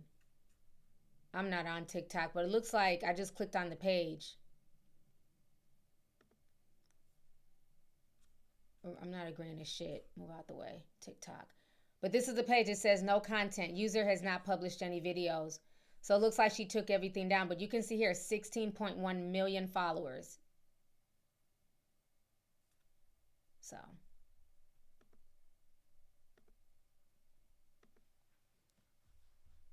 Yeah, that makes no sense. Somebody says the whipped cream. I didn't even see the whipped cream one. I just remember the hot dog.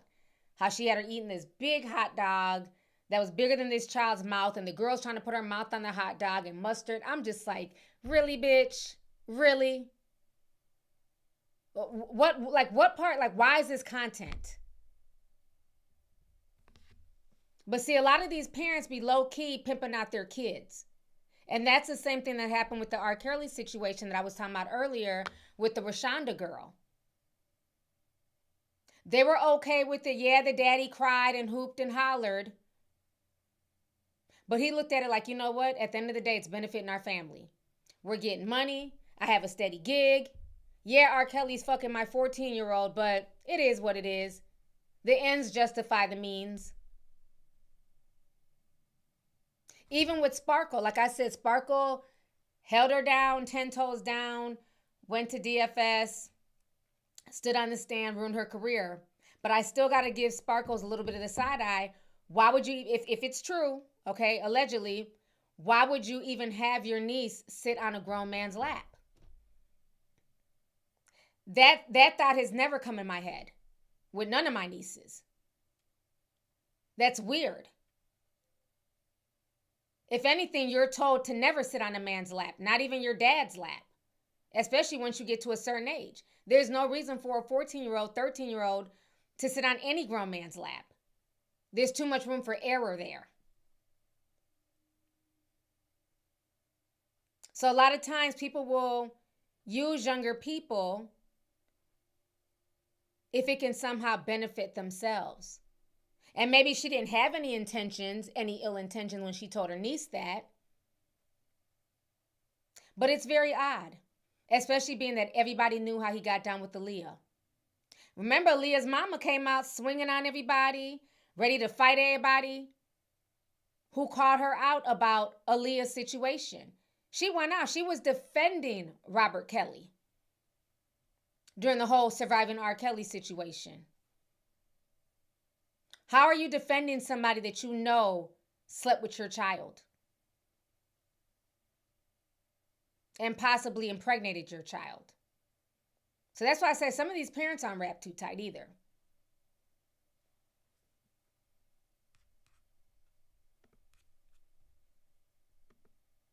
Designer babies, whatever. Hold on.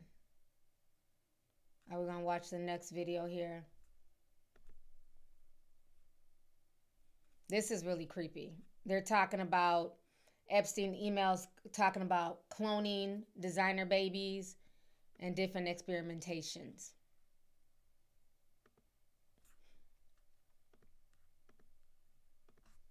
Epstein files just keep getting stranger. In these emails, he discusses giving people supernatural abilities through psychological stress, cloning people, and even designer babies, whatever that's supposed to mean. Let's start at the bottom here. This person named Gino Yu emails Epstein. He says, I'm in Paris and was about to write you and it popped up. She's a classic stage 3 in the model. Outlier who is intelligent, was traumatized when she was young, SA, and now gradually coming into her own and becoming self-realized. Starting to develop special abilities. This trip, we found a lot more stories like this, though she is more on the extreme side given her biographical history. Epstein responds asking what prompted his email. Then this guy goes on to say the caravan trip has been really wonderful in meeting people that are stage 3. These are people who are developing a different perspective of reality and discovering the gifts they have. He goes on to say, I understand that you were not happy with the results of the Cuba conference that you funded, but I feel like the work is very important toward helping people identify and recognize the gifts that they have, which may not be accepted or well understood by society today. He concludes saying new models are also possible, such as the alternative paradigms group are finding their way, new forms of knowing without knowing how one knows. And in this one, somebody named Brian Bishop emailed Epstein saying, attached is the document you requested. It's the use of funds spreadsheet for the designer baby and human cloning company. This gets us out of the self-funded garage biology phase and the first live birth of a human designer baby and possibility of a human clone within 5 years. I pulled these emails directly from the DOJ's website. They are 100% legitimate. This kind of reminds me of government projects like MK Ultra, for example, but they're not the exact same. However, the framework is kind of similar. Trauma, altered states of consciousness, reframing somebody's identity, and pushing the limits of what we think is possible. The Epstein files just keep... So again, it is crazy the stuff that's in the Epstein files. It's so much information. That's why I said, you know, it's a lot to take in. That's why I'm glad like people are hitting it from different angles. Like, okay, if this particular topic is viral, people are trying to find other things that may not be as viral that's in the files.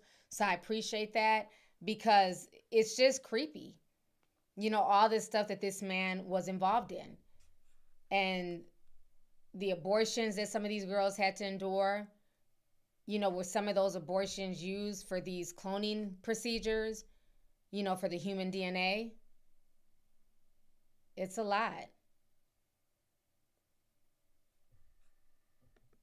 Top there, you'll notice the... There was one more thing in here.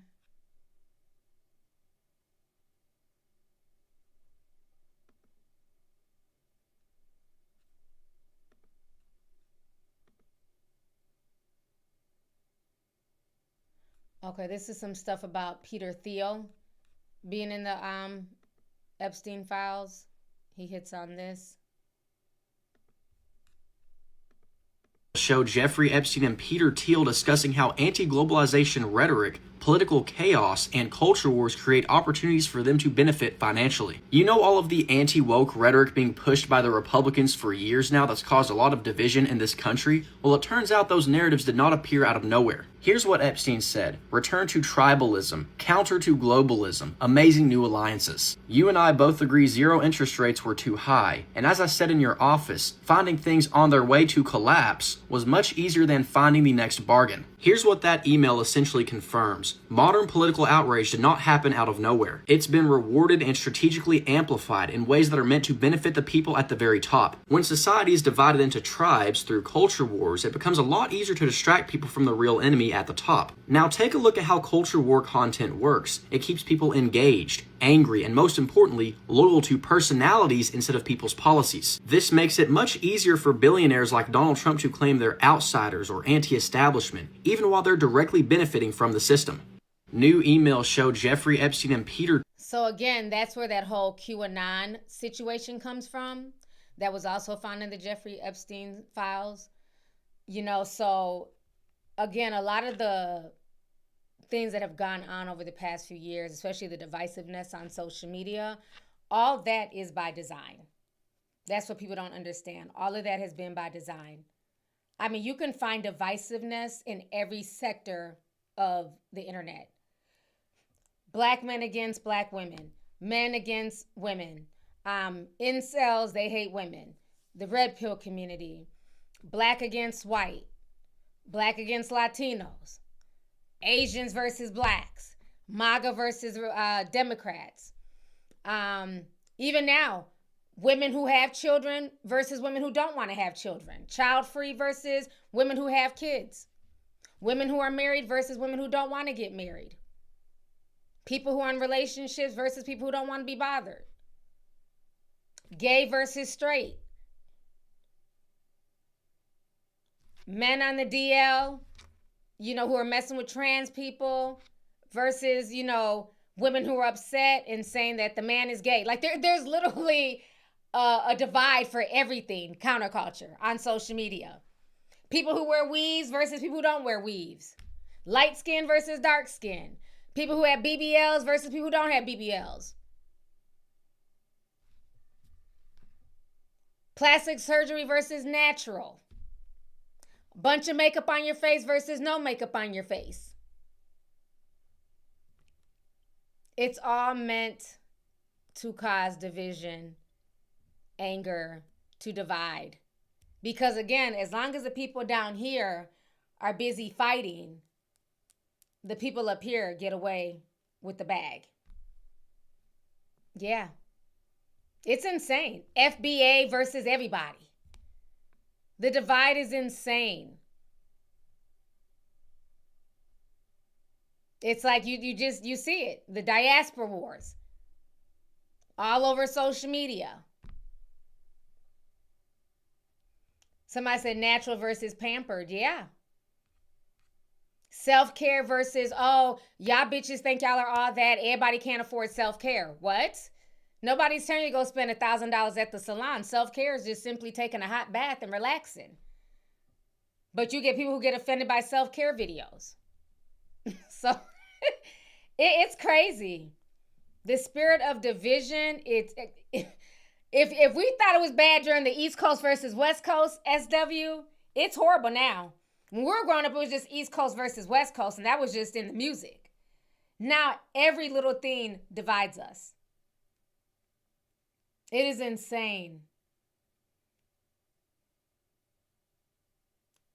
Yes, Carolyn, conflict is currency. Yeah. Because if I can tell you, hey, buy this makeup palette, you're going to be, you know, a baddie. My makeup palette is $50. There you go. Oh, you don't need no makeup. You know, natural is in. But buy my skincare lotion, $50. So it doesn't matter what side of the aisle you're on. It's insane. Breastfeeding versus bottle feeding. Damn, they're beefing too. Privileged versus underprivileged. Yeah, it's all of this is a divide and conquer method. And, you know, this was put here by the puppeteers. Social media was never this divided. The early days of social media, it was never this divided. People just had their opinions, and that was cool. You agreed to disagreed, and you moved on. Now, if you don't see shit the way that people want you to see shit, they really, like, they take such offense. I've never seen it like this. As soon as I say something that somebody don't like, they have to write a whole dissertation on why they're unsubscribing, why I'm not shit, I'll never be shit. It's like, just go. Bitch, I don't know who you are any damn way. You ain't got to sit there and tear me apart. Just go. Imagine, like I always use this analogy, imagine going to a restaurant, you don't like the food, and instead of just leaving, you stand up in the middle of the restaurant, you start, this food is terrible. It tastes nasty. It was cold. I'll never eat here again. What do you think the other patrons in the restaurants are going to do? They're going to say, just go. We don't give a fuck. We're all trying to enjoy our dinner. It's the same thing. You're writing all this stuff, got your blood pressure going up, your heart racing, all because you don't agree with something that I said in a video. Who gives a fuck? Come back and watch a different video or just unsubscribe and move around. It's that simple. Nobody's going to agree with anything 100% of the time.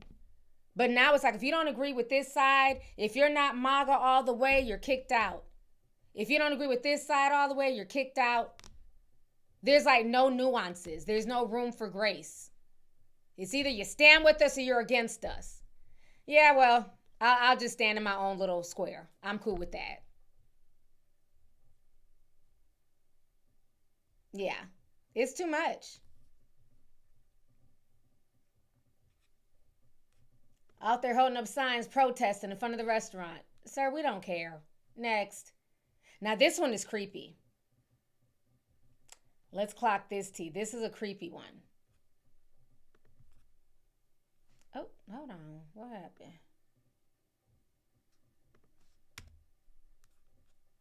Really? The video just disappeared. Oh, they must have took it down or something. All of a sudden it's not working, huh? Oh, okay. Let me see if I can pull it up. To the baking instant. Hold on. Let me see if I can pull it up on a different tab, because this was a really good video I had. Nope. They took it down. Wow. It was about that Madeleine McCain. If y'all don't realize it, the little girl Madeleine McCain that ended up disappearing overseas, the lady in the mugshot that was last seen with her looks like Ghislaine Maxwell. Now clock that T. But it looks like they took it down. Let's see here.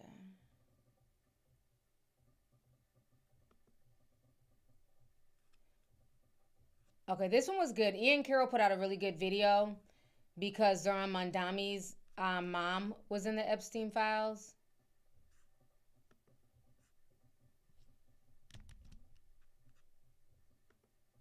Okay, what is up?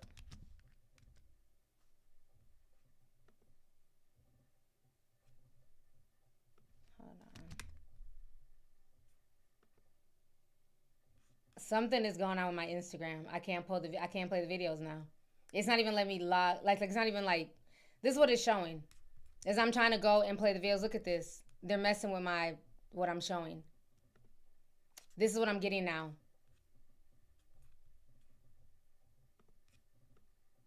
Something went wrong. Even when I refresh it.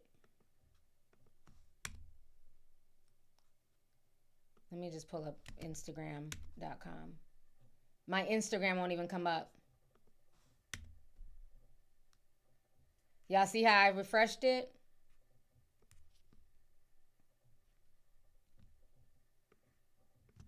Hold on.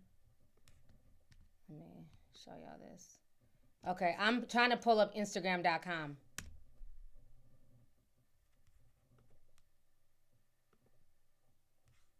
Yeah, it's a wrap.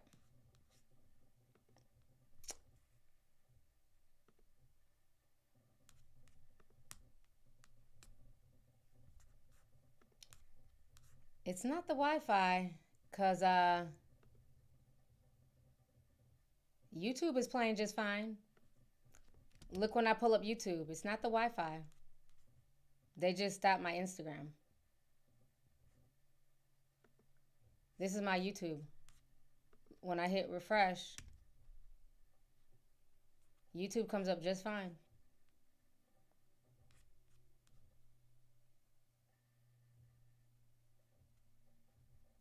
So I don't know what's going on.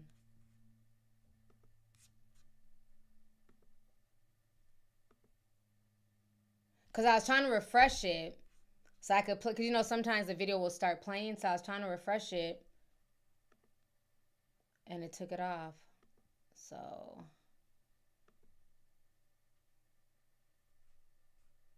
let me click on the home button. Yeah, this is really weird. Now it's just clocking. Is Instagram down on X or Twitter? So now look at it. Let me show y'all. Now it's just clocking. And you can see this is my Instagram page because you can see my messages right here.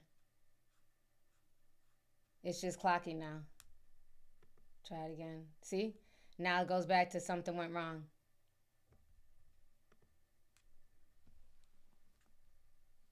Let me go on to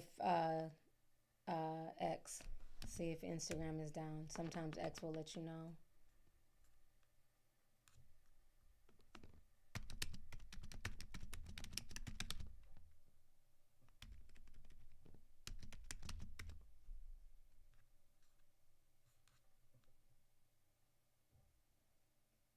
A few people are saying they're asking if Instagram is down, but let me see.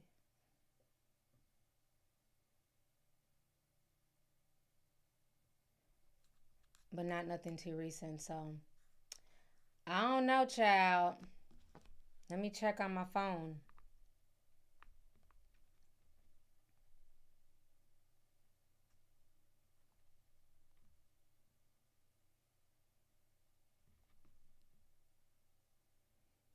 It's working just fine on my phone. So, I don't know. I've never seen that where it just decided to stop working on my computer. So,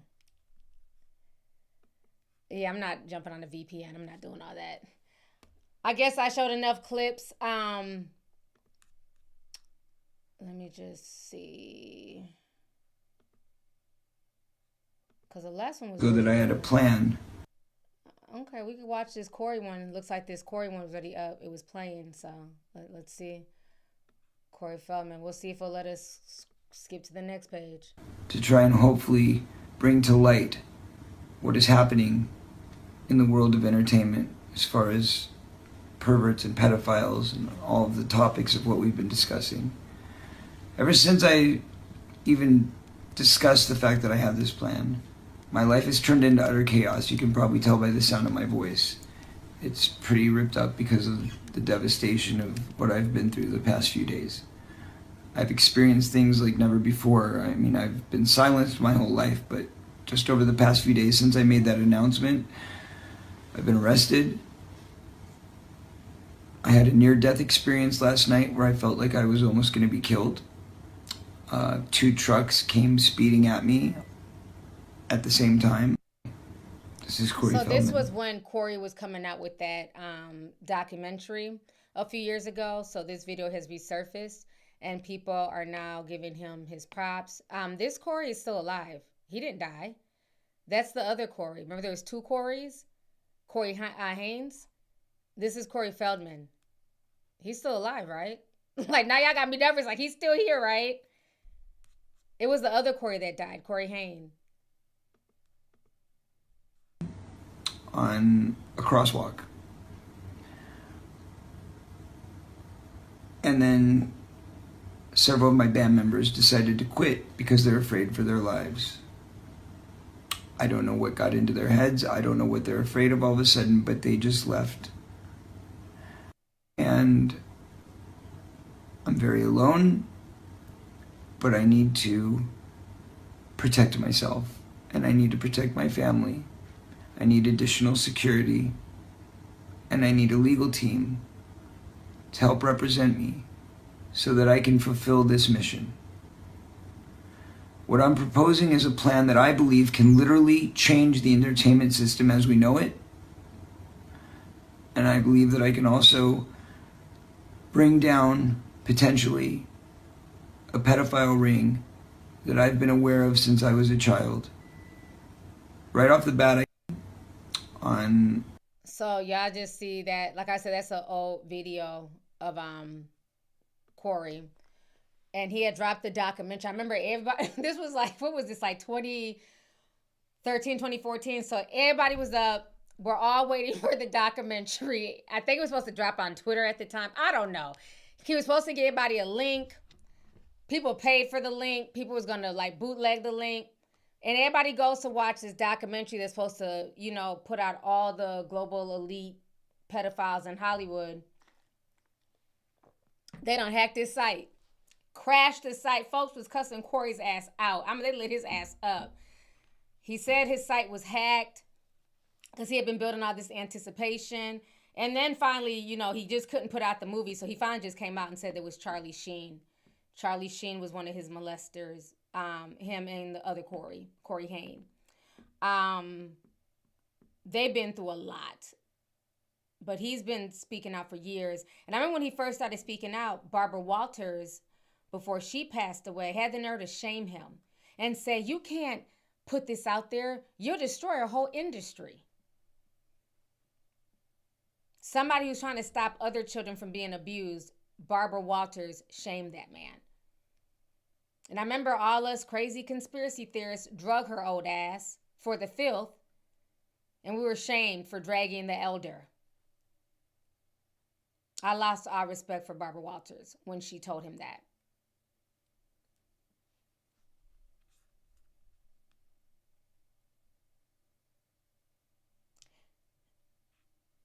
Some of y'all must be young. Y'all in here talking about Charlie Sheen. Oh my God. Y'all didn't know that Charlie Sheen went both ways and he was out here touching folks as kids? Yes, on the set of Lucas, honey. That's why Corey Haim got so messed up and got on drugs. They was passing him around. They were both pass-arounds all through Hollywood. Todd Bridges from Different Strokes, he was another one who was molested and passed around. It's sad, though. These people, these young people went through a lot, especially in the 80s and I would say 70s, 80s, and even early 90s, because these were conversations that were not discussed. People didn't really talk about stuff like this. It was swept under the rug.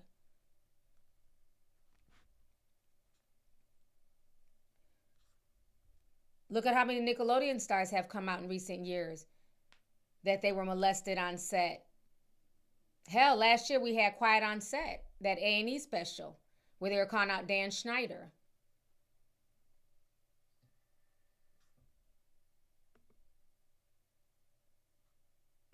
Epstein's plane. Okay, we got to watch this one. It's playing, so we're going to watch this one.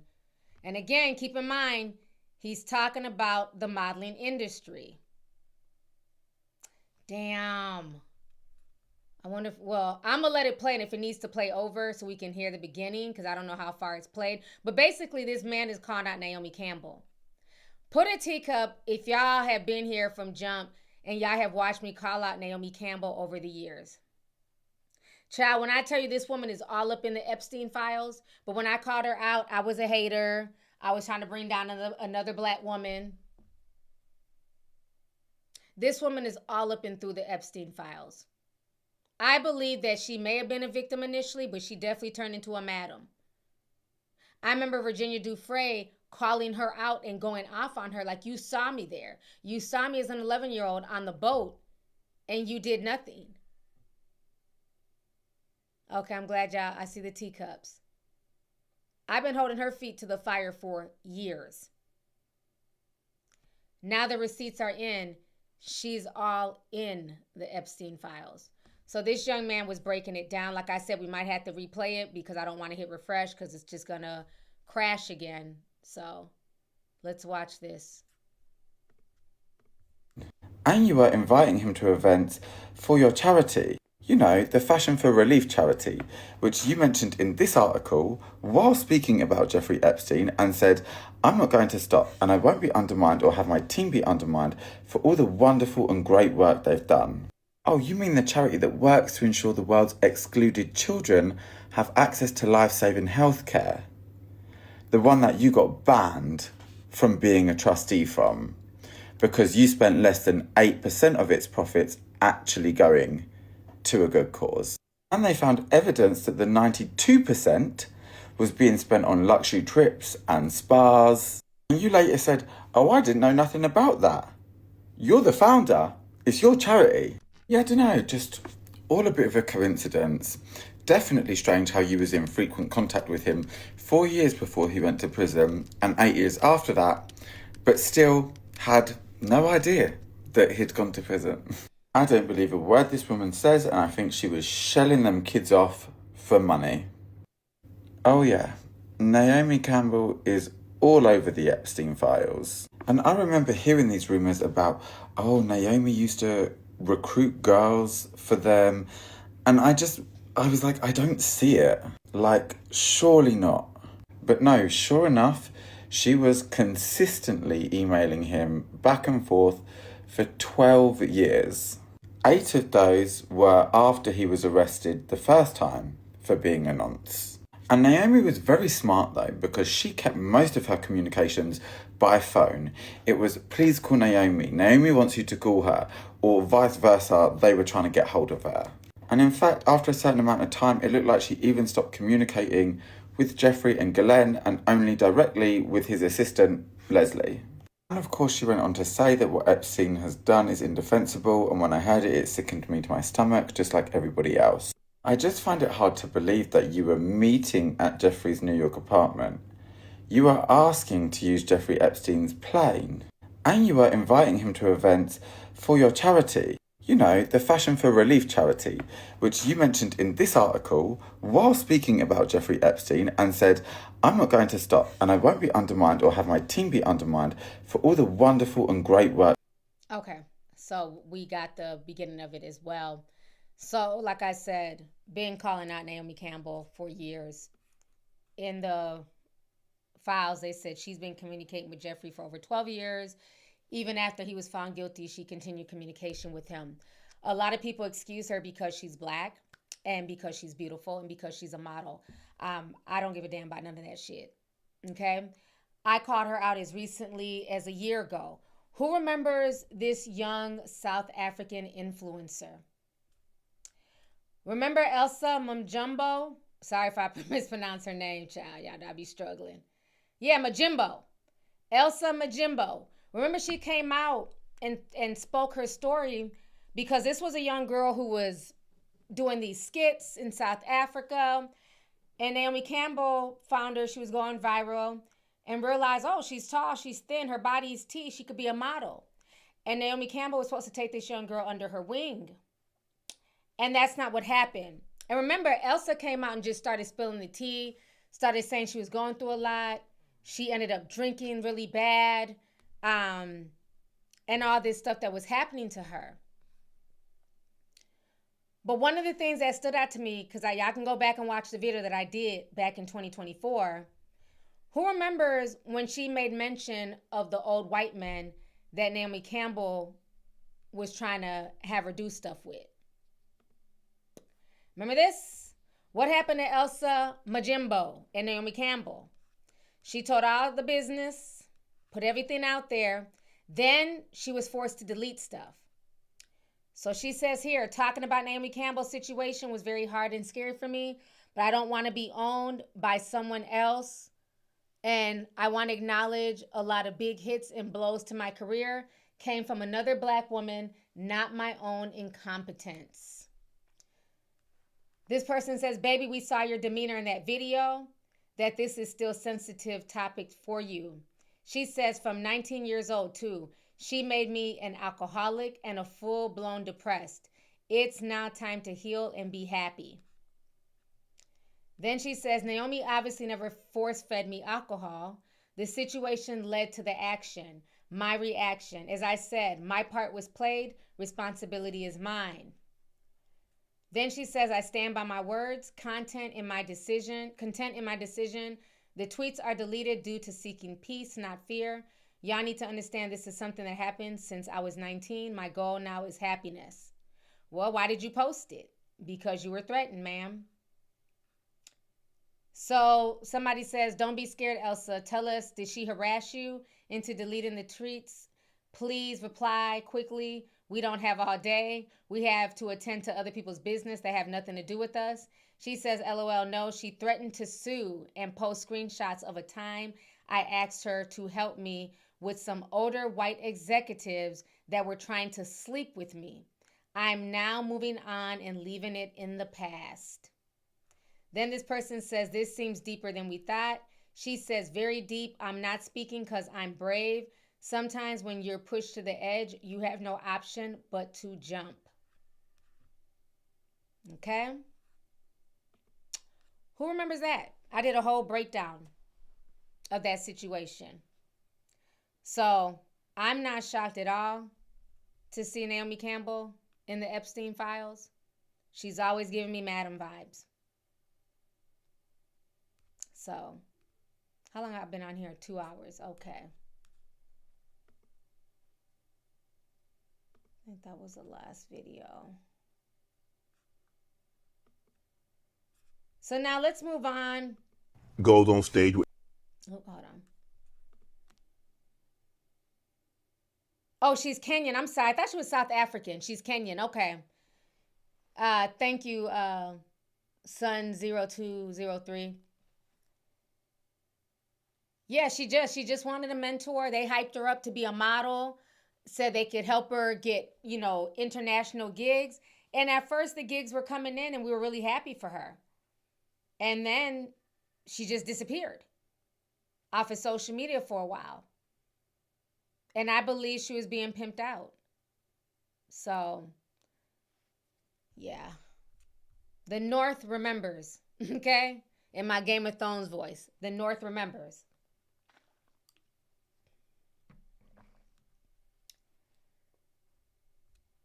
So that's just some of the tea in the Epstein files. Like I said, look into all these folks. The Abercrombie and Fitch guys. Peter Nygaard. He's another sicko. So many of these people. But there was over 3 million files that were dropped. And they're saying that there's even worse that hasn't been dropped. So if eating babies' intestines and all the disgusting stuff that's out there, if that's bad, what else is there? And at this point, who knows if they're ever going to release the full files. So, yeah, it's a lot.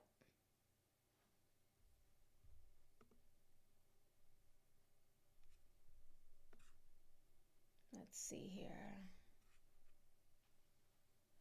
We got over 9,000 people in here and only 2,800 likes. Please hit the like button. If you're enjoying the stream, please hit the like. So let's go on ahead. Shannon Sharp and Joe Budden had a really good conversation. They were talking about Nicki Minaj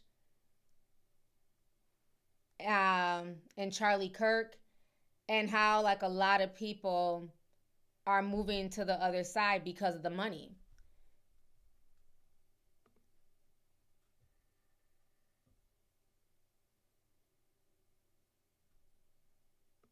Oh yeah, there was another video. Let me show y'all this before we get off of that. I don't know if y'all have seen this Ted Cruz video. It's going viral all over Twitter right now, where he's saying, stop attacking pedophiles. So I don't know if that was a Freudian slip or what the hell, but this is going viral currently. Let me put it on the Twitter. All right.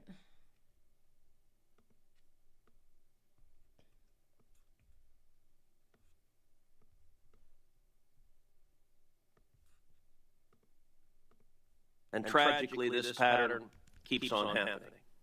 Now, Senator Booker also said we should have bipartisan agreement. I think that's a great idea. We should have bipartisan agreement. How about we all come together and say, let's stop murders? How about we all come together and say, let's stop rape? How about we all come together and say, let's stop attacking pedophiles? And tragically, this pattern keeps on happening. What?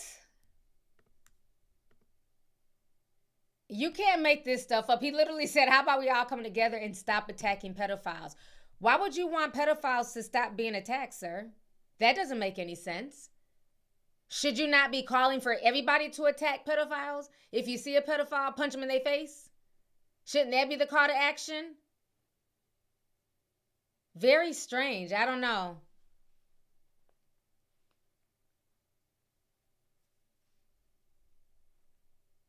Very, very strange.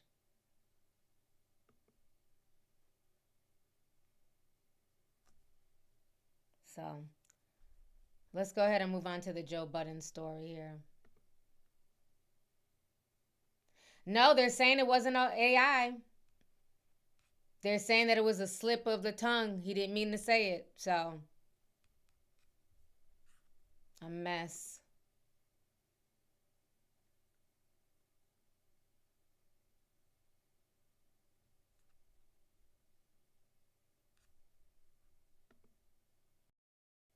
Okay, hold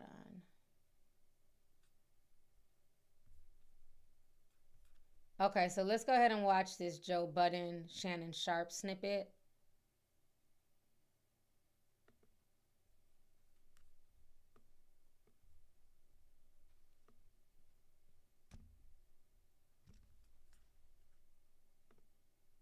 With Charlie Kirk's widow. I didn't love it. Why? Did you love it? You know what, Joe? I'm going to be honest. To keep my sanity and to keep my calm, I really try to stay out of this because I see what's going on, and all it does is make me more and more upset. And when people first started getting behind President Trump, I lost some friends. But I started thinking about it. I was like, it's their opinion. If that's how they feel, I'm ruining friendships and relationships because. So I let them have. That's their choice. I understand. But it took some growth on my part because I see, and I think I'm looking at you like, man, did you hear some of the things that man said about women that's like you, and you sitting up there with this? That is the role that I believe Turning Point to play in the rewriting of history or revisionist history when they visit these schools and have all of this money just basically being pumped into a certain belief system. I won't take us there and speak to what I believe that. Okay, y'all are saying that the echo is back? Okay, I don't know why it would be back. Let me check something here.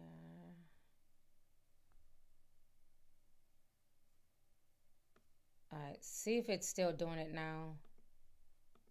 That belief system to be. Okay. But it's a mess. It's deeper than political views. I'm not political at all. Mm-hmm. I'm not political at all. You want a Republican, I'm not, Right. That's not my bag. But the way people go about certain things, when you see what happened to Renee Nicole Good Yeah. in Minneapolis, when you see the way that these quote unquote ICE agents are behaving, when you hear how the president responds to that incident, when you hear how he responded to the Reiner murders, there's a tone that I don't think is hidden. and they're hiding these white nationalist views behind Christianity. It's in front of our faces. So and a lot of money over there. Yes. It's a lot of money over there. So she won't be the first or the last. Like, there will be plenty more celebrity. Yeah, for sure. To take that check. Listen, when you on that side, they rocking. Yeah. They rocking. So tempting for people, I know. But my views and just how I was raised. Now, haven't I been saying that for months now? She's over there because of the money. That's why a lot of these people, they're grifters. They don't stand for anything. Because a few years ago, Nicki was going in on Melania and going in on Trump and everything else. Now that the money's not money in, because there's no more money in hip hop like that. You know, the albums aren't selling the way they were. Concerts are not selling how they were. And right now the economy is doing bad. So people are going to go where the money resides. And this is why you see all these folks over there. This is why you see Sexy Red. Nobody has been talking about Sexy Red in conversation for months now. She was hot a year ago, a year and a half ago. When was the last time she's really gone viral for anything? 2 days ago when she performed at MAGA Alex's wedding. And to me, her performing there, like somebody said in the comment section, it gave off minstrel show. Like she was a straight up minstrel. Because what person in their right mind wants that type of music played at their wedding? Black folks were against Sexy Red's music. A lot of people did not like her music. They thought it was low vibrational. It wasn't good for the kids. And these are people from the community who did not rock with Sexy Red. So the fact that the group of family values who's always talking about hip hop and rap and everything else would have Sexy Red perform, that was a minstrel show. And what Sexy Red doesn't realize, you know, she's looking at like, I'm getting a bag, I'm getting a bag. They were laughing at you, sis. They weren't laughing with you. You're a joke. They're basically looking at it like, look at this N-word. Dancing for us like a little monkey, doing our bidding.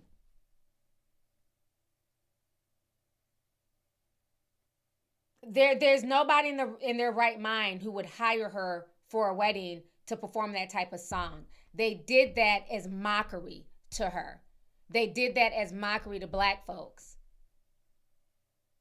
And it's sad she didn't realize that. But again, they have a bag. And a lot of these celebrities, the money's not money in, they're trying to go where the bag is at. Which is sad. It's you know, it's literally like selling your soul. So when that grift ends, then what? Because see, that was Candace's grift for a long time. You couldn't tell her shit about that side. She spent years demonizing black people, hip hop culture, women like Sexy Red, Nicki Minaj, Cardi B. And now that she caught herself trying to question the Jewish community, she found out she flew too close to the sun. You can talk about all these other people, black, trans, whoever. But once you start digging over here, oh, we're going to show you better than we can tell you. So now she had to rework her grift, and her whole grift now is conspiracies and Charlie Kirk.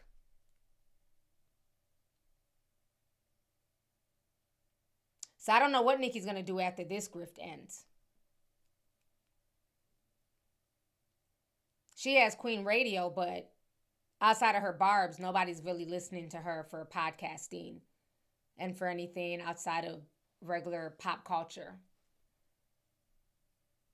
What is Sexy Red going to do next?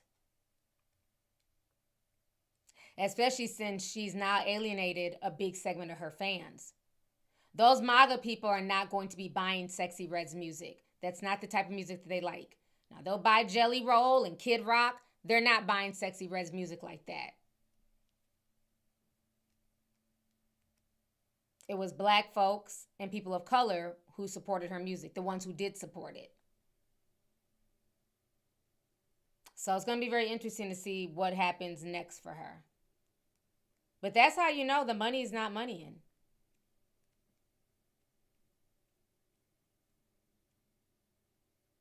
Somebody says she's lost half the barbs. Yeah.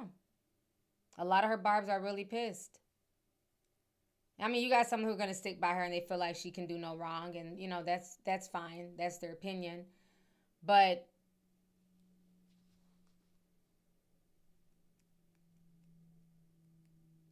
I don't know. It's just really bothersome. That's why I was just kind of, even with the whole Jelly Roll situation,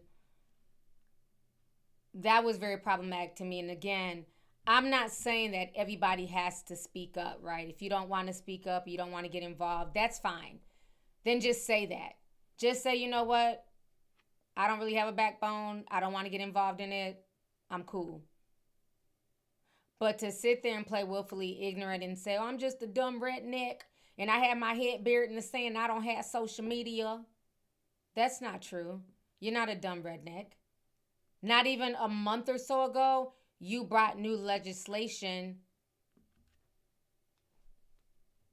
You were fighting for new, what was it for, like something with drugs? Let me see. He went to go fight for like new legislation. And he was also able to get his record expunged too.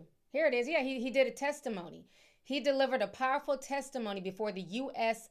Senate Banking, Housing, and Urban Affairs Committee, urging Congress to pass legislation to combat the fentanyl crisis.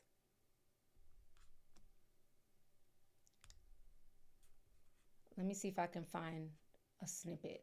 Doses in 2020. Here he is. So tell me, is this a dumb redneck like he proclaimed to be on the red carpet?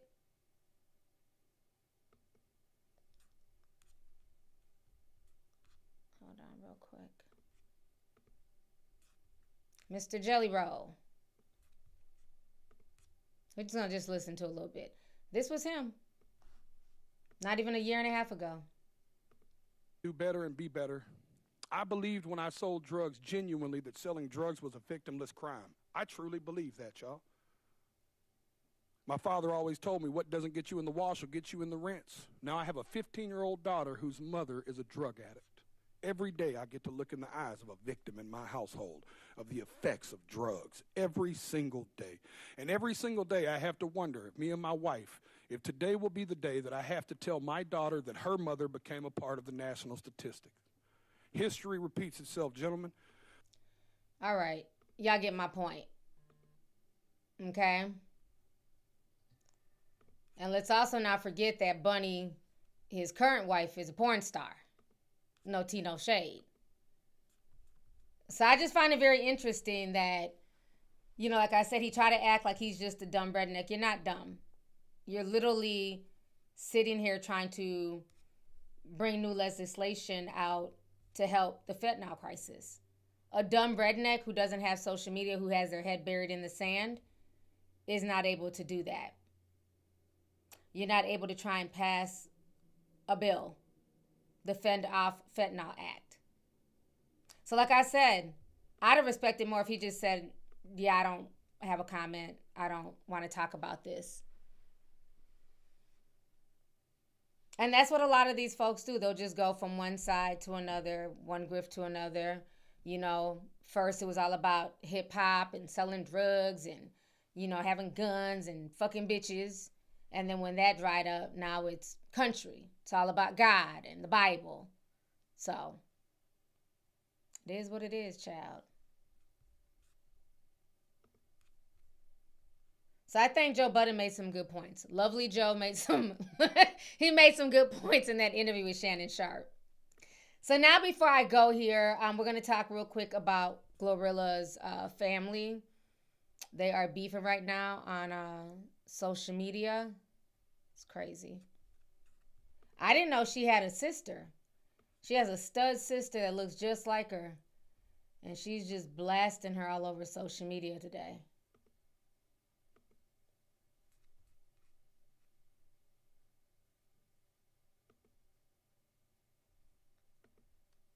So let's go ahead. Got a few different posts.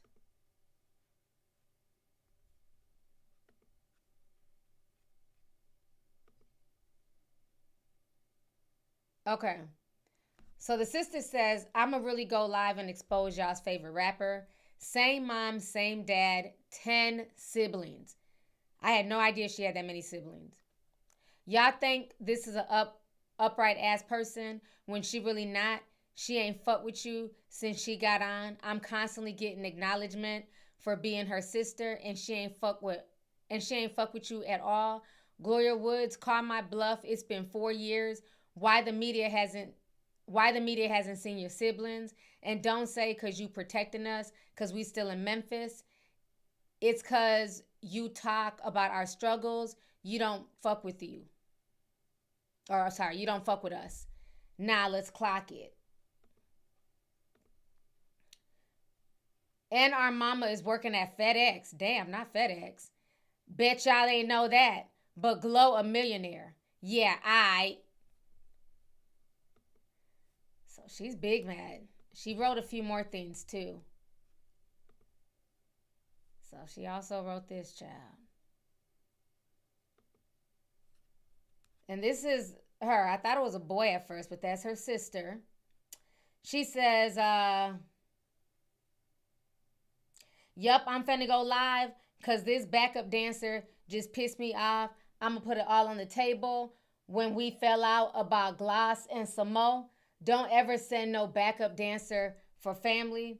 Nah, she got a backup ass dancer coming for me. Speaking on family business, she gonna boot you out the camp soon, just like she do everybody else. And our parents are not straight. Our dad borrowed $100 from our mom. Y'all think y'all know shit, but don't. I had to give my mom $1,800 on a $2,400 rent because y'all's favorite rapper blocked her, and I'm tired of being quiet. So that's what the sister said. And so then she went on live and she said this. Go ahead and... If it is, y'all better get the fuck. Hold on. Y'all man, I'm talking about y'all favorite rapper. Y'all favorite rapper ain't shit, and I'm getting tired of it. Y'all mad. Fuck, y'all talking about some she ain't obligated. How the fuck she ain't obligated when she want to sit here and all them interviews and talk about the struggles we been through and then reach back and help none of us out, but got her friends riding and shit. And my mama still working at FedEx. Y'all better get the fuck out of my face. Y'all man, I'm talking about. Child. Her sister's big mad. I didn't know she had that many siblings. How the fuck she ain't. And they said that it's all the same mom and dad. Let me see here. That was another clip. A lot of money over there. Okay, looks like my Instagram is back working. Interesting.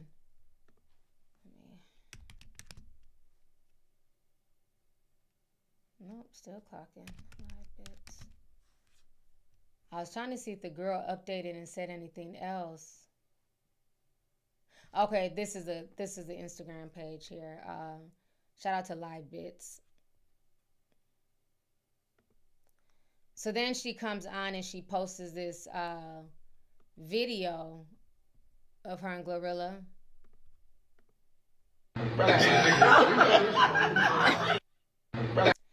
And she says, she looks like me. Stop saying I look like her. I'm older. Thank you. Clock it. Then somebody says, y'all ain't gonna help y'all siblings if y'all get rich. What the fuck? The sister says, not even the parents. Then she says, is them friends obligated? The fuck out of here. That Jag she gave him don't even have no gas in it. Let's talk about that. Y'all man, I'm talking about y'all favorite rapper. Y'all favorite rapper ain't shit. So, she is mad. I'm gonna say this. You know, I don't know their story in and out. Again, There's several sides to the story. She hasn't said anything as of late, so that was the last post. You know, there's always three sides to a story: his, hers, and the truth, right? And it lies somewhere in the middle. A lot of people do get entitled, you know, especially if you come into money. I don't care if it's rapping, acting, whatever. You have people who feel like they're entitled, and that goes for family, friends, things like that. My thing is, there's 10 siblings. That's a lot of damn kids. And she said they all have the same mom and dad. So this ain't a whole bunch of different baby daddy situations. There's 10 siblings. Why is everything on the one sibling, the one that has money? What I'm assuming, because again, I don't know the ins and outs, is maybe Glorilla got tired of taking care of everybody. That's a lot of siblings to take care of. Not to mention if these siblings have kids, if she has nieces, nephews, don't forget the cousins and the aunties. Sometimes you can go broke helping others. Maybe Glorilla don't have it like that to help all 10 of y'all and the parents, which would be 12 people in total. Maybe the parents did something to Glorilla to piss her off to the point where she blocked the mama. Maybe she got tired of the entitlement. At the end of the day, don't nobody owe you anything. Would it be great if she did more for her mom and bought her mom a house and all this stuff, especially being that Glorilla seems to be making money? But again, like I've always said, this industry is also smoke and mirrors. She may rap like she's making money. She may got plastic surgery like she got money and, 30-inch bust downs. But that doesn't necessarily mean that the money's money in. Because what people forget is sometimes the more money you make, the more expenses that you have. So even if, let's say, you're making $1 million a year, when you finally get on the status of a Glorilla, you can't just live anywhere, right? She can't just live anywhere in Memphis. She has to live in a gated community. She has to walk around with security. She got to pay these people's salary. A trainer to keep her body right. Studio time. So her expenses have also gone up. Like the old saying goes, more money, more problems. You don't know what her debt to income ratio is. What she may owe the label or not owe the label. And maybe after everything is said and done, she only has just enough to make sure that all her expenses are paid. So I'd hate the fact that the sister bought it to the internet,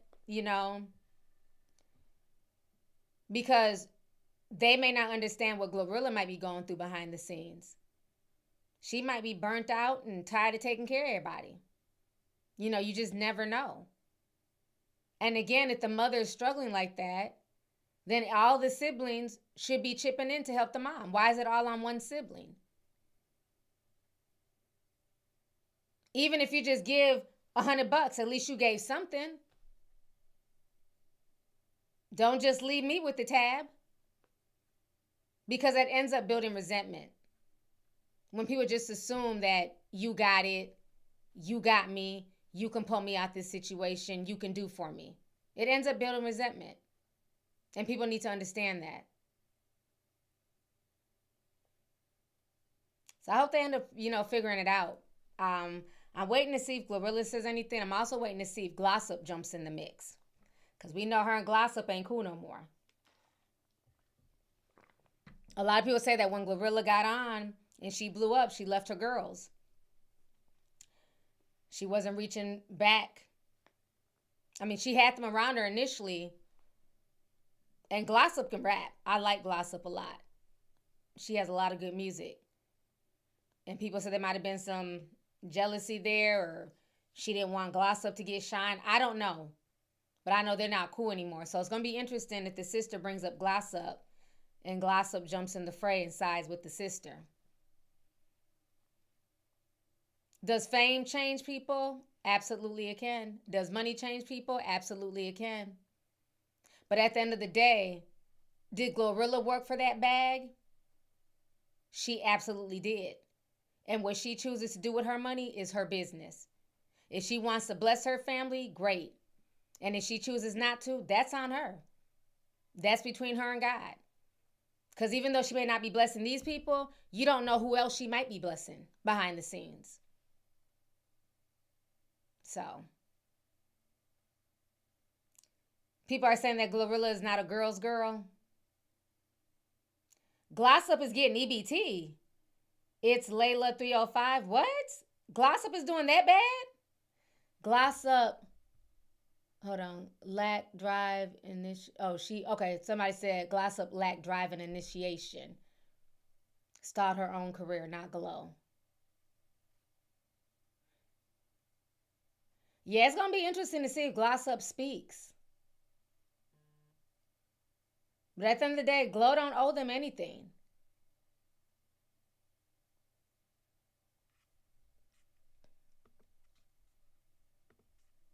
Let me see here. Glossop on EBT. Look at me trying to Google some shit. Glossop was caught up with food stamps. Glossop got embarrassed over food stamps. I turned it off. Glossop's friend asked her for food stamps. Oh, man. Times is hard out here. I don't know who this person is. Is this Glossop or no? Today we have the rapper named Glossop. Now, Okay, I don't know who this is. We're going to watch her video. Her name is Kehlani. I guess she's talking about the situation with the food stamps. This is sad. I mean, this just shows you everybody's going through it right now. Hold on, fix this. All right, let's watch this video.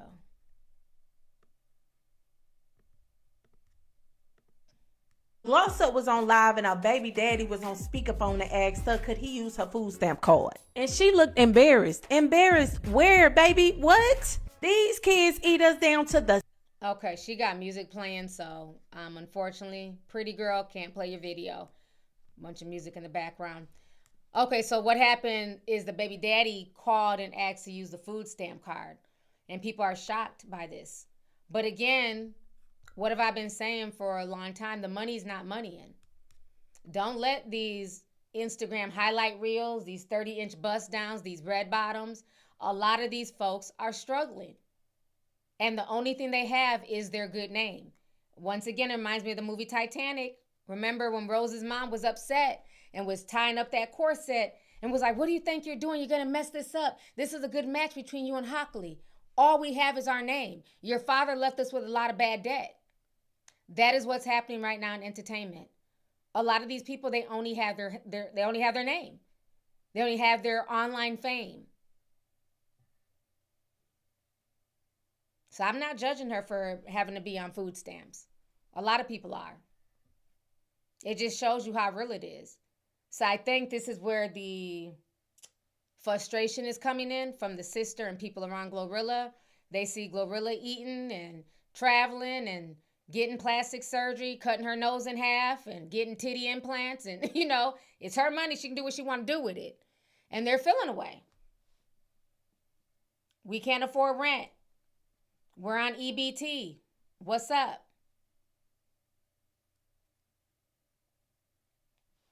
So, yeah, it's crazy. Somebody said them food stamps aren't the way they used to be. Yeah, they're not. So even if she's getting food stamps, it ain't a whole lot. Because we know there's been a huge cut in food stamps. People aren't getting hundreds and hundreds of dollars.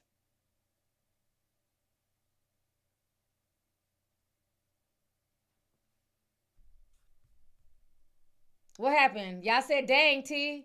Well, what'd I say? Because I said she cut her nose in half, didn't she? I mean, am I tripping? She got a nose job, right? That shit was cut in half. I don't know. Miss, I'm never going to do nothing. I love my face. I love my big old nose. Yeah, okay, girl. That's her business. But we're not going to act like she ain't cut that shit in half.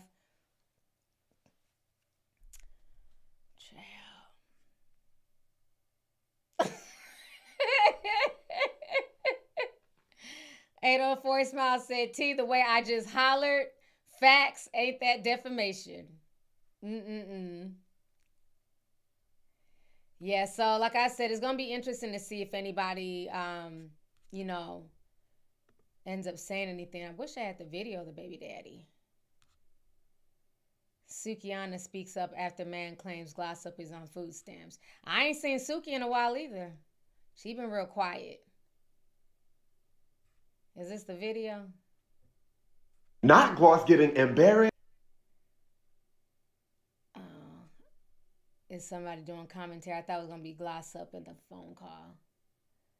Well, you know, like I said, bless her heart. Shit, times is hard out here for everybody, so no judgment from me. So let me read these last few super chats. I'm going to go ahead and get up out of here. Let's see here. Let me go back up. We've had quite a bit. Please hit the like button, y'all.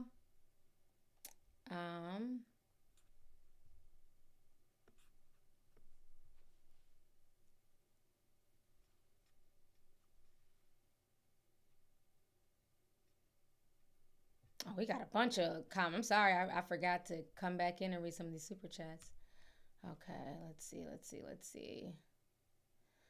Miss Sasha sent $9.99 says, love your tea. Is Jeffrey really dead? I don't know. I'm just saying. You know what? At this point in time, I don't believe anything. Honestly, he could be a human vampire flying from continent to continent.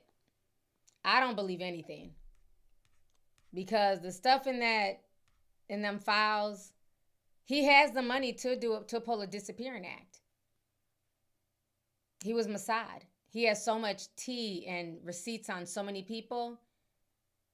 Either they really had to kill him or they had to do a bait and switch. One of the two. Tiniest little Kiwi, thank you for the $5. She says, as your resident tin hat girl, it's true. Did you see the poo files on Epstein's emails? This year, people need to protect their kids. They are under attack. Yeah, it was too much. A lot of disgusting stuff in those emails. Shelly J sent $4.99 says, T, you've been pumping out these videos, Zoom meetings, and everything else. I've been breaking my ankles trying to get from one thing to another. Thank you. You're so welcome, and thank you so much, sis. Let's see here. Serena Roberts sent $4.99 says, see, if you don't believe in the occult and the demonic side of spirituality, I bet you do now. Y'all please stay prayed up and extremely vigilant. I agree. I definitely agree. Let's see here. Ida sent $2. Thank you so much. Stone and Wine sent 5 says, T, been a fan for over 5 years. Each day we are in a spiritual war. From the time you sleep until you wake up, angels and demons constantly fighting. So true. Thank you for the super chat. Let's see here.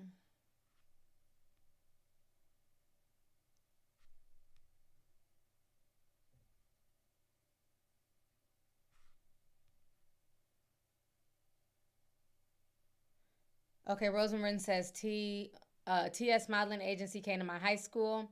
The scout was a beautiful light-skinned woman. She singled me out and made me feel special. The agency website was so explicit that my soul was disturbed. Wow. I can use your food stamp card. I am on live. Oh. Bye. Actually, they played the video. Hold on, I hit the ear pod and it started playing. I guess we do have the video of Glossop. Let me play it real quick, child. I didn't think the person included the video. So this is the video. Oh, live bits. Live bits don't be missing nothing. So this is the video. I'm play real quick. Oh. Yeah. Why? I can use your food stamp card. I am on live. Bye. Get out. Why would you say? Y'all did not just hear that, okay? Better snitch on me.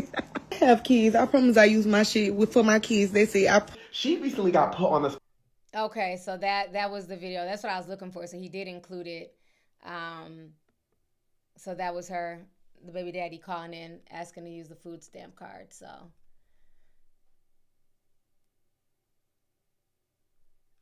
Let's see here. Tristan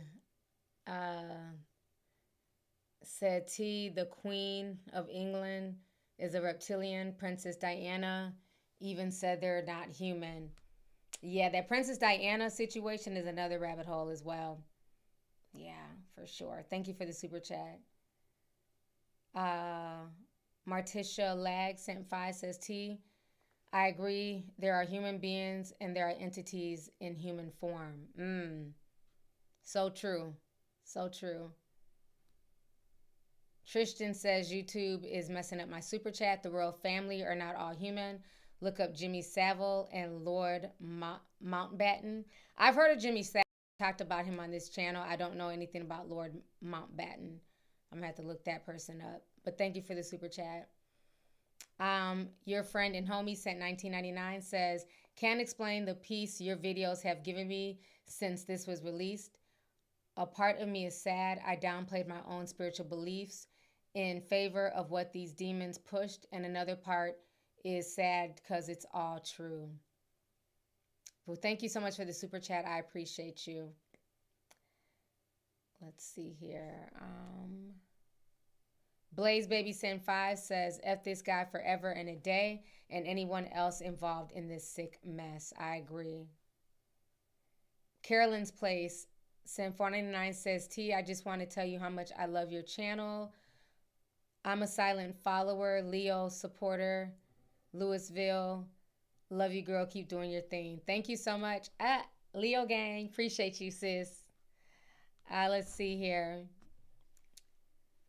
Pierce Blazer says there's a short horror film called Corporate Monster by Amuleto on here. It's similar to the Reptilians. It was really good. You should watch it. I'm going to have to look that up. Thank you so much. I Don't Care Enough, Bro. Set 1999 says it's infuriating knowing that most of all the victims of Epstein will never receive justice for what happened to them. Not surprised to know that black girls weren't allowed on the island. Racism saved us somehow. Yeah, that was another thing that was really interesting too. In the files, he didn't want anything to do with black people. He didn't want any black children. There was a black girl that was in one of the pictures, but I think she was in the picture with Trump, if I'm not mistaken. But in the emails, he said it time and time again, they did not want black people. So, again, racism was protection during that time. So thank you for the super chat. Oh, yeah, and I do. Thank you for reminding me. I had to talk about Bill and Melinda Gates. Thank you, Michaela. I almost forgot about that. Okay, let's see here. Kia Angelica sent $9.99. Thank you so much. Aja Charles says, all of this is in the book 13 Bloodlines by Fritz Springmeier. There's a PDF file on the CIA website. I can send you the link if you want. Love you. I've never heard of that book, but thank you so much for the information. I appreciate you. Albina Tuesday says, Aunt, apparently those island boys may be his sons, and the reason why they call themselves the Island Boys. I heard that conspiracy, but that's not true. I think the Island Boys may have been molested because I don't understand this whole incest thing that they're pushing and them kissing each other and sleeping with each other. I think that's just sick and demonic. But they are not the two boys that are pictured with Jeffrey Epstein. One of the boys has been confirmed to be Sasha. I think his name is Sasha Riley, if I'm not mistaken. He's the one who's come out on those Sasha Riley tapes. I just can't listen to them. So I haven't. I saw videos of people talking about it, but I just can't bring myself to listen to the tapes. I just can't absorb that type of energy right now. But they're saying that the boy in that picture, the blonde one, that is Sasha when he was younger. Yeah. So it's not the Island Boys.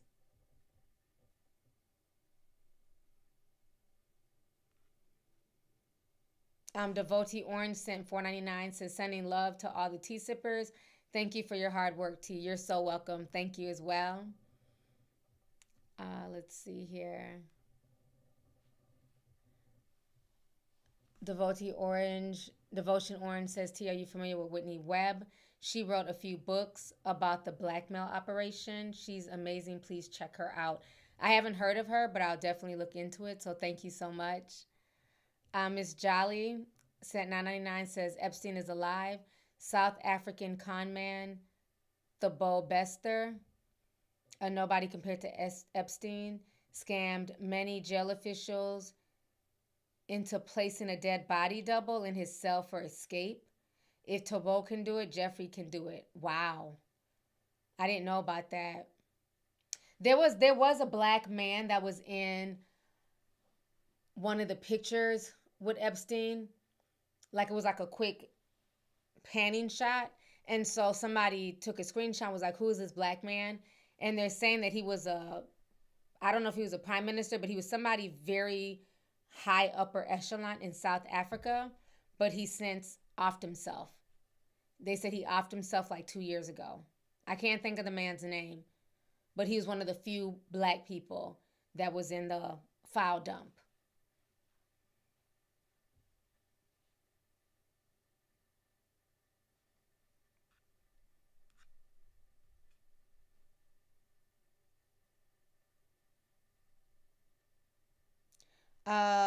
Sarkosis sent 999 said based on Nicki's tweets, it seems like she's trying to expose something. Something is off. My issue is this though. Are you really trying to expose it now because you're no longer benefiting from the system? Because she's talking all this stuff about, you know, blood sacrifices and how dark Jay-Z is and the industry and, you know, pedophiles and all this stuff, but it's very easy to talk about Jay-Z, but her own brother was convicted of molesting a child. I did breakdowns about that on my channel. On top of that, let's also talk about the symbolisms in her videos. She had a lot of dark symbolisms in her video. Let's talk about the boy, the alter ego that lived in her called Roman, that she said is like a demon who lives inside of her, you know, and Roman Polanski, if you know who that is, Polanski was a very dark person who was accused of, you know, R-ing young women. So it's like, you know, she's trying to expose Jay-Z, but it's almost like the pot calling the kettle black because you guys are both a part of the same dark industry. And are you only now exposing because of your issue with Jay-Z? Because the money's not moneying? Because it seemed like when everything was going good, nobody had anything to say.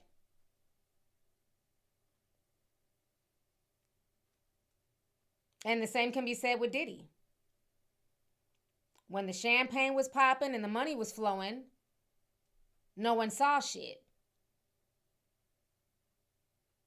Then once he got locked up and was sued, Cassie got a bag. Now everybody has a story. Everybody's suing.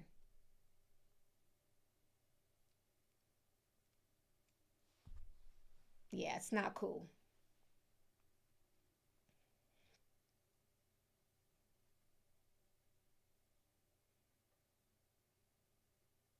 Yeah, I still remember her Grammy performance when she came in dressed like a priest.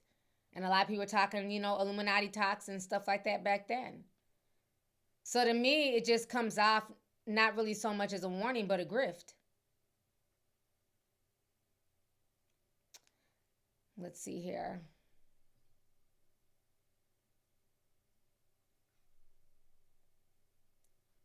Faith Marie 360 says, my mom passed away 10 years ago. If I became rich, my mama would have never had to work again, period. Well, condolences for your mom passing. But, you know, understand everybody has a different relationship. So maybe you and your mom were very close. Your mom was an excellent mom to you. But unfortunately, that's not everybody's situation with their own parent. So for some people, yeah, they'll look out, make sure their parents want for nothing. Some people, they cut their parents off cold turkey, no communication.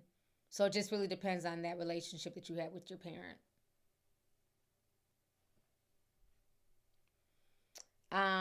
Uncle Bad Touch sent $5, says, you're the reason I never looked at Naomi Campbell or the entire modeling industry the same.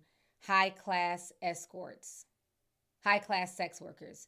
Thank you so much. I appreciate you. Thank you for the super chat. Shout out to Kyson Point. He gifted 5 memberships. Thank you so much for the gifts. I appreciate you. Make sure if you guys get a free membership, you guys thank the person that gave you that free membership. Soja0865 says, big ups to you, Auntie. You're doing your thing with these lives. Thank you for speaking the truth. Love you down. You're real news. Thank you so much. I appreciate you as well, sis. Asia says, off the shoulder shirts when they barely have shoulders, I'm crackling up, but it's really not funny at all. Yeah.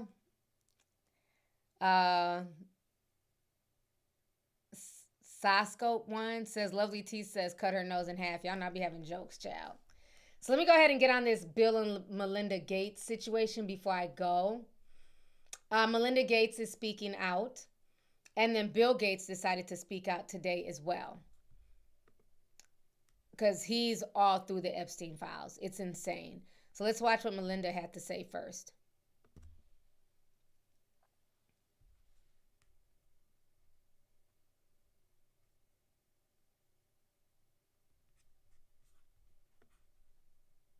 Let me bring this down a bit. Okay. Is named in the newest tranche of Epstein files. Yep. And there are a new alleged details about his past behavior. And I want to give you the opportunity to respond in whatever way you want to. Well, let me say this. I think we're having a reckoning as a society, right? No girl should ever be put in the situation that they were put in by Epstein and whatever was going on with all of the various people around him. No girl. I mean, it's beyond heartbreaking, right? I remember being those ages those girls were. I remember my daughters being those ages, right? So, for me, it's personally hard whenever those details come up, right? Because brings back memories of some very, very painful times in my marriage. But I have moved on from that. So whatever questions remain there of what I can't even begin to know all of it, those questions are for those people and for even my ex-husband. They need to answer to those things, not me. And I am so happy to be away from all the muck that it was there. I have to put more words to the muck for context for our listeners. The emails in the files suggest that Bill Gates had additional affairs and that he tried to get medication to treat a sexually transmitted infection and that he was going to give you the medicine without you knowing. His representative has said all of this is false. It is not on you to have to respond to the details of that alleged behavior, but I wonder what your dominant emotion is when you read these news articles with these details. Sad. Just unbelievable sadness. Unbelievable sadness, right? And again, I'm able to take my own sadness and look at those young girls and say, my God, how did that happen to those girls, right? And so for me, it's just sadness for, I left my marriage. I had to leave my marriage. I wanted to leave my marriage. And so it's just sad. That's the truth, right? And it's kind of like, at least for me, I've been able to move on in life. And I hope there's some justice for those now women, right? We see them standing up in front of microphones in D.C. What they went through is just unimaginable, I think. Okay, girl. Not y'all saying that y'all never knew what she looked like. I'm glad that she's talking about the victims and saying she feels sad and, she's glad she's away from Bill. She also walked away with like $500 million or something like that from their divorce. So she definitely walked away, with a nice little bag. She's able to start over. But I just refuse to believe that you're married to somebody you just have no idea about anything that they're involved. Just no idea. Just like with R. Kelly's crazy ex-wife, Drea Kelly. I refuse to believe that all these girls were in and out the home and he had a place over there. You just knew nothing. Just nobody knew nothing. I'm not buying it, but okay. So now let's listen to what Bill Gates has to say for himself.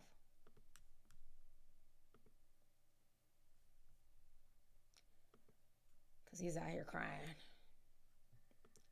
Trying to be heard.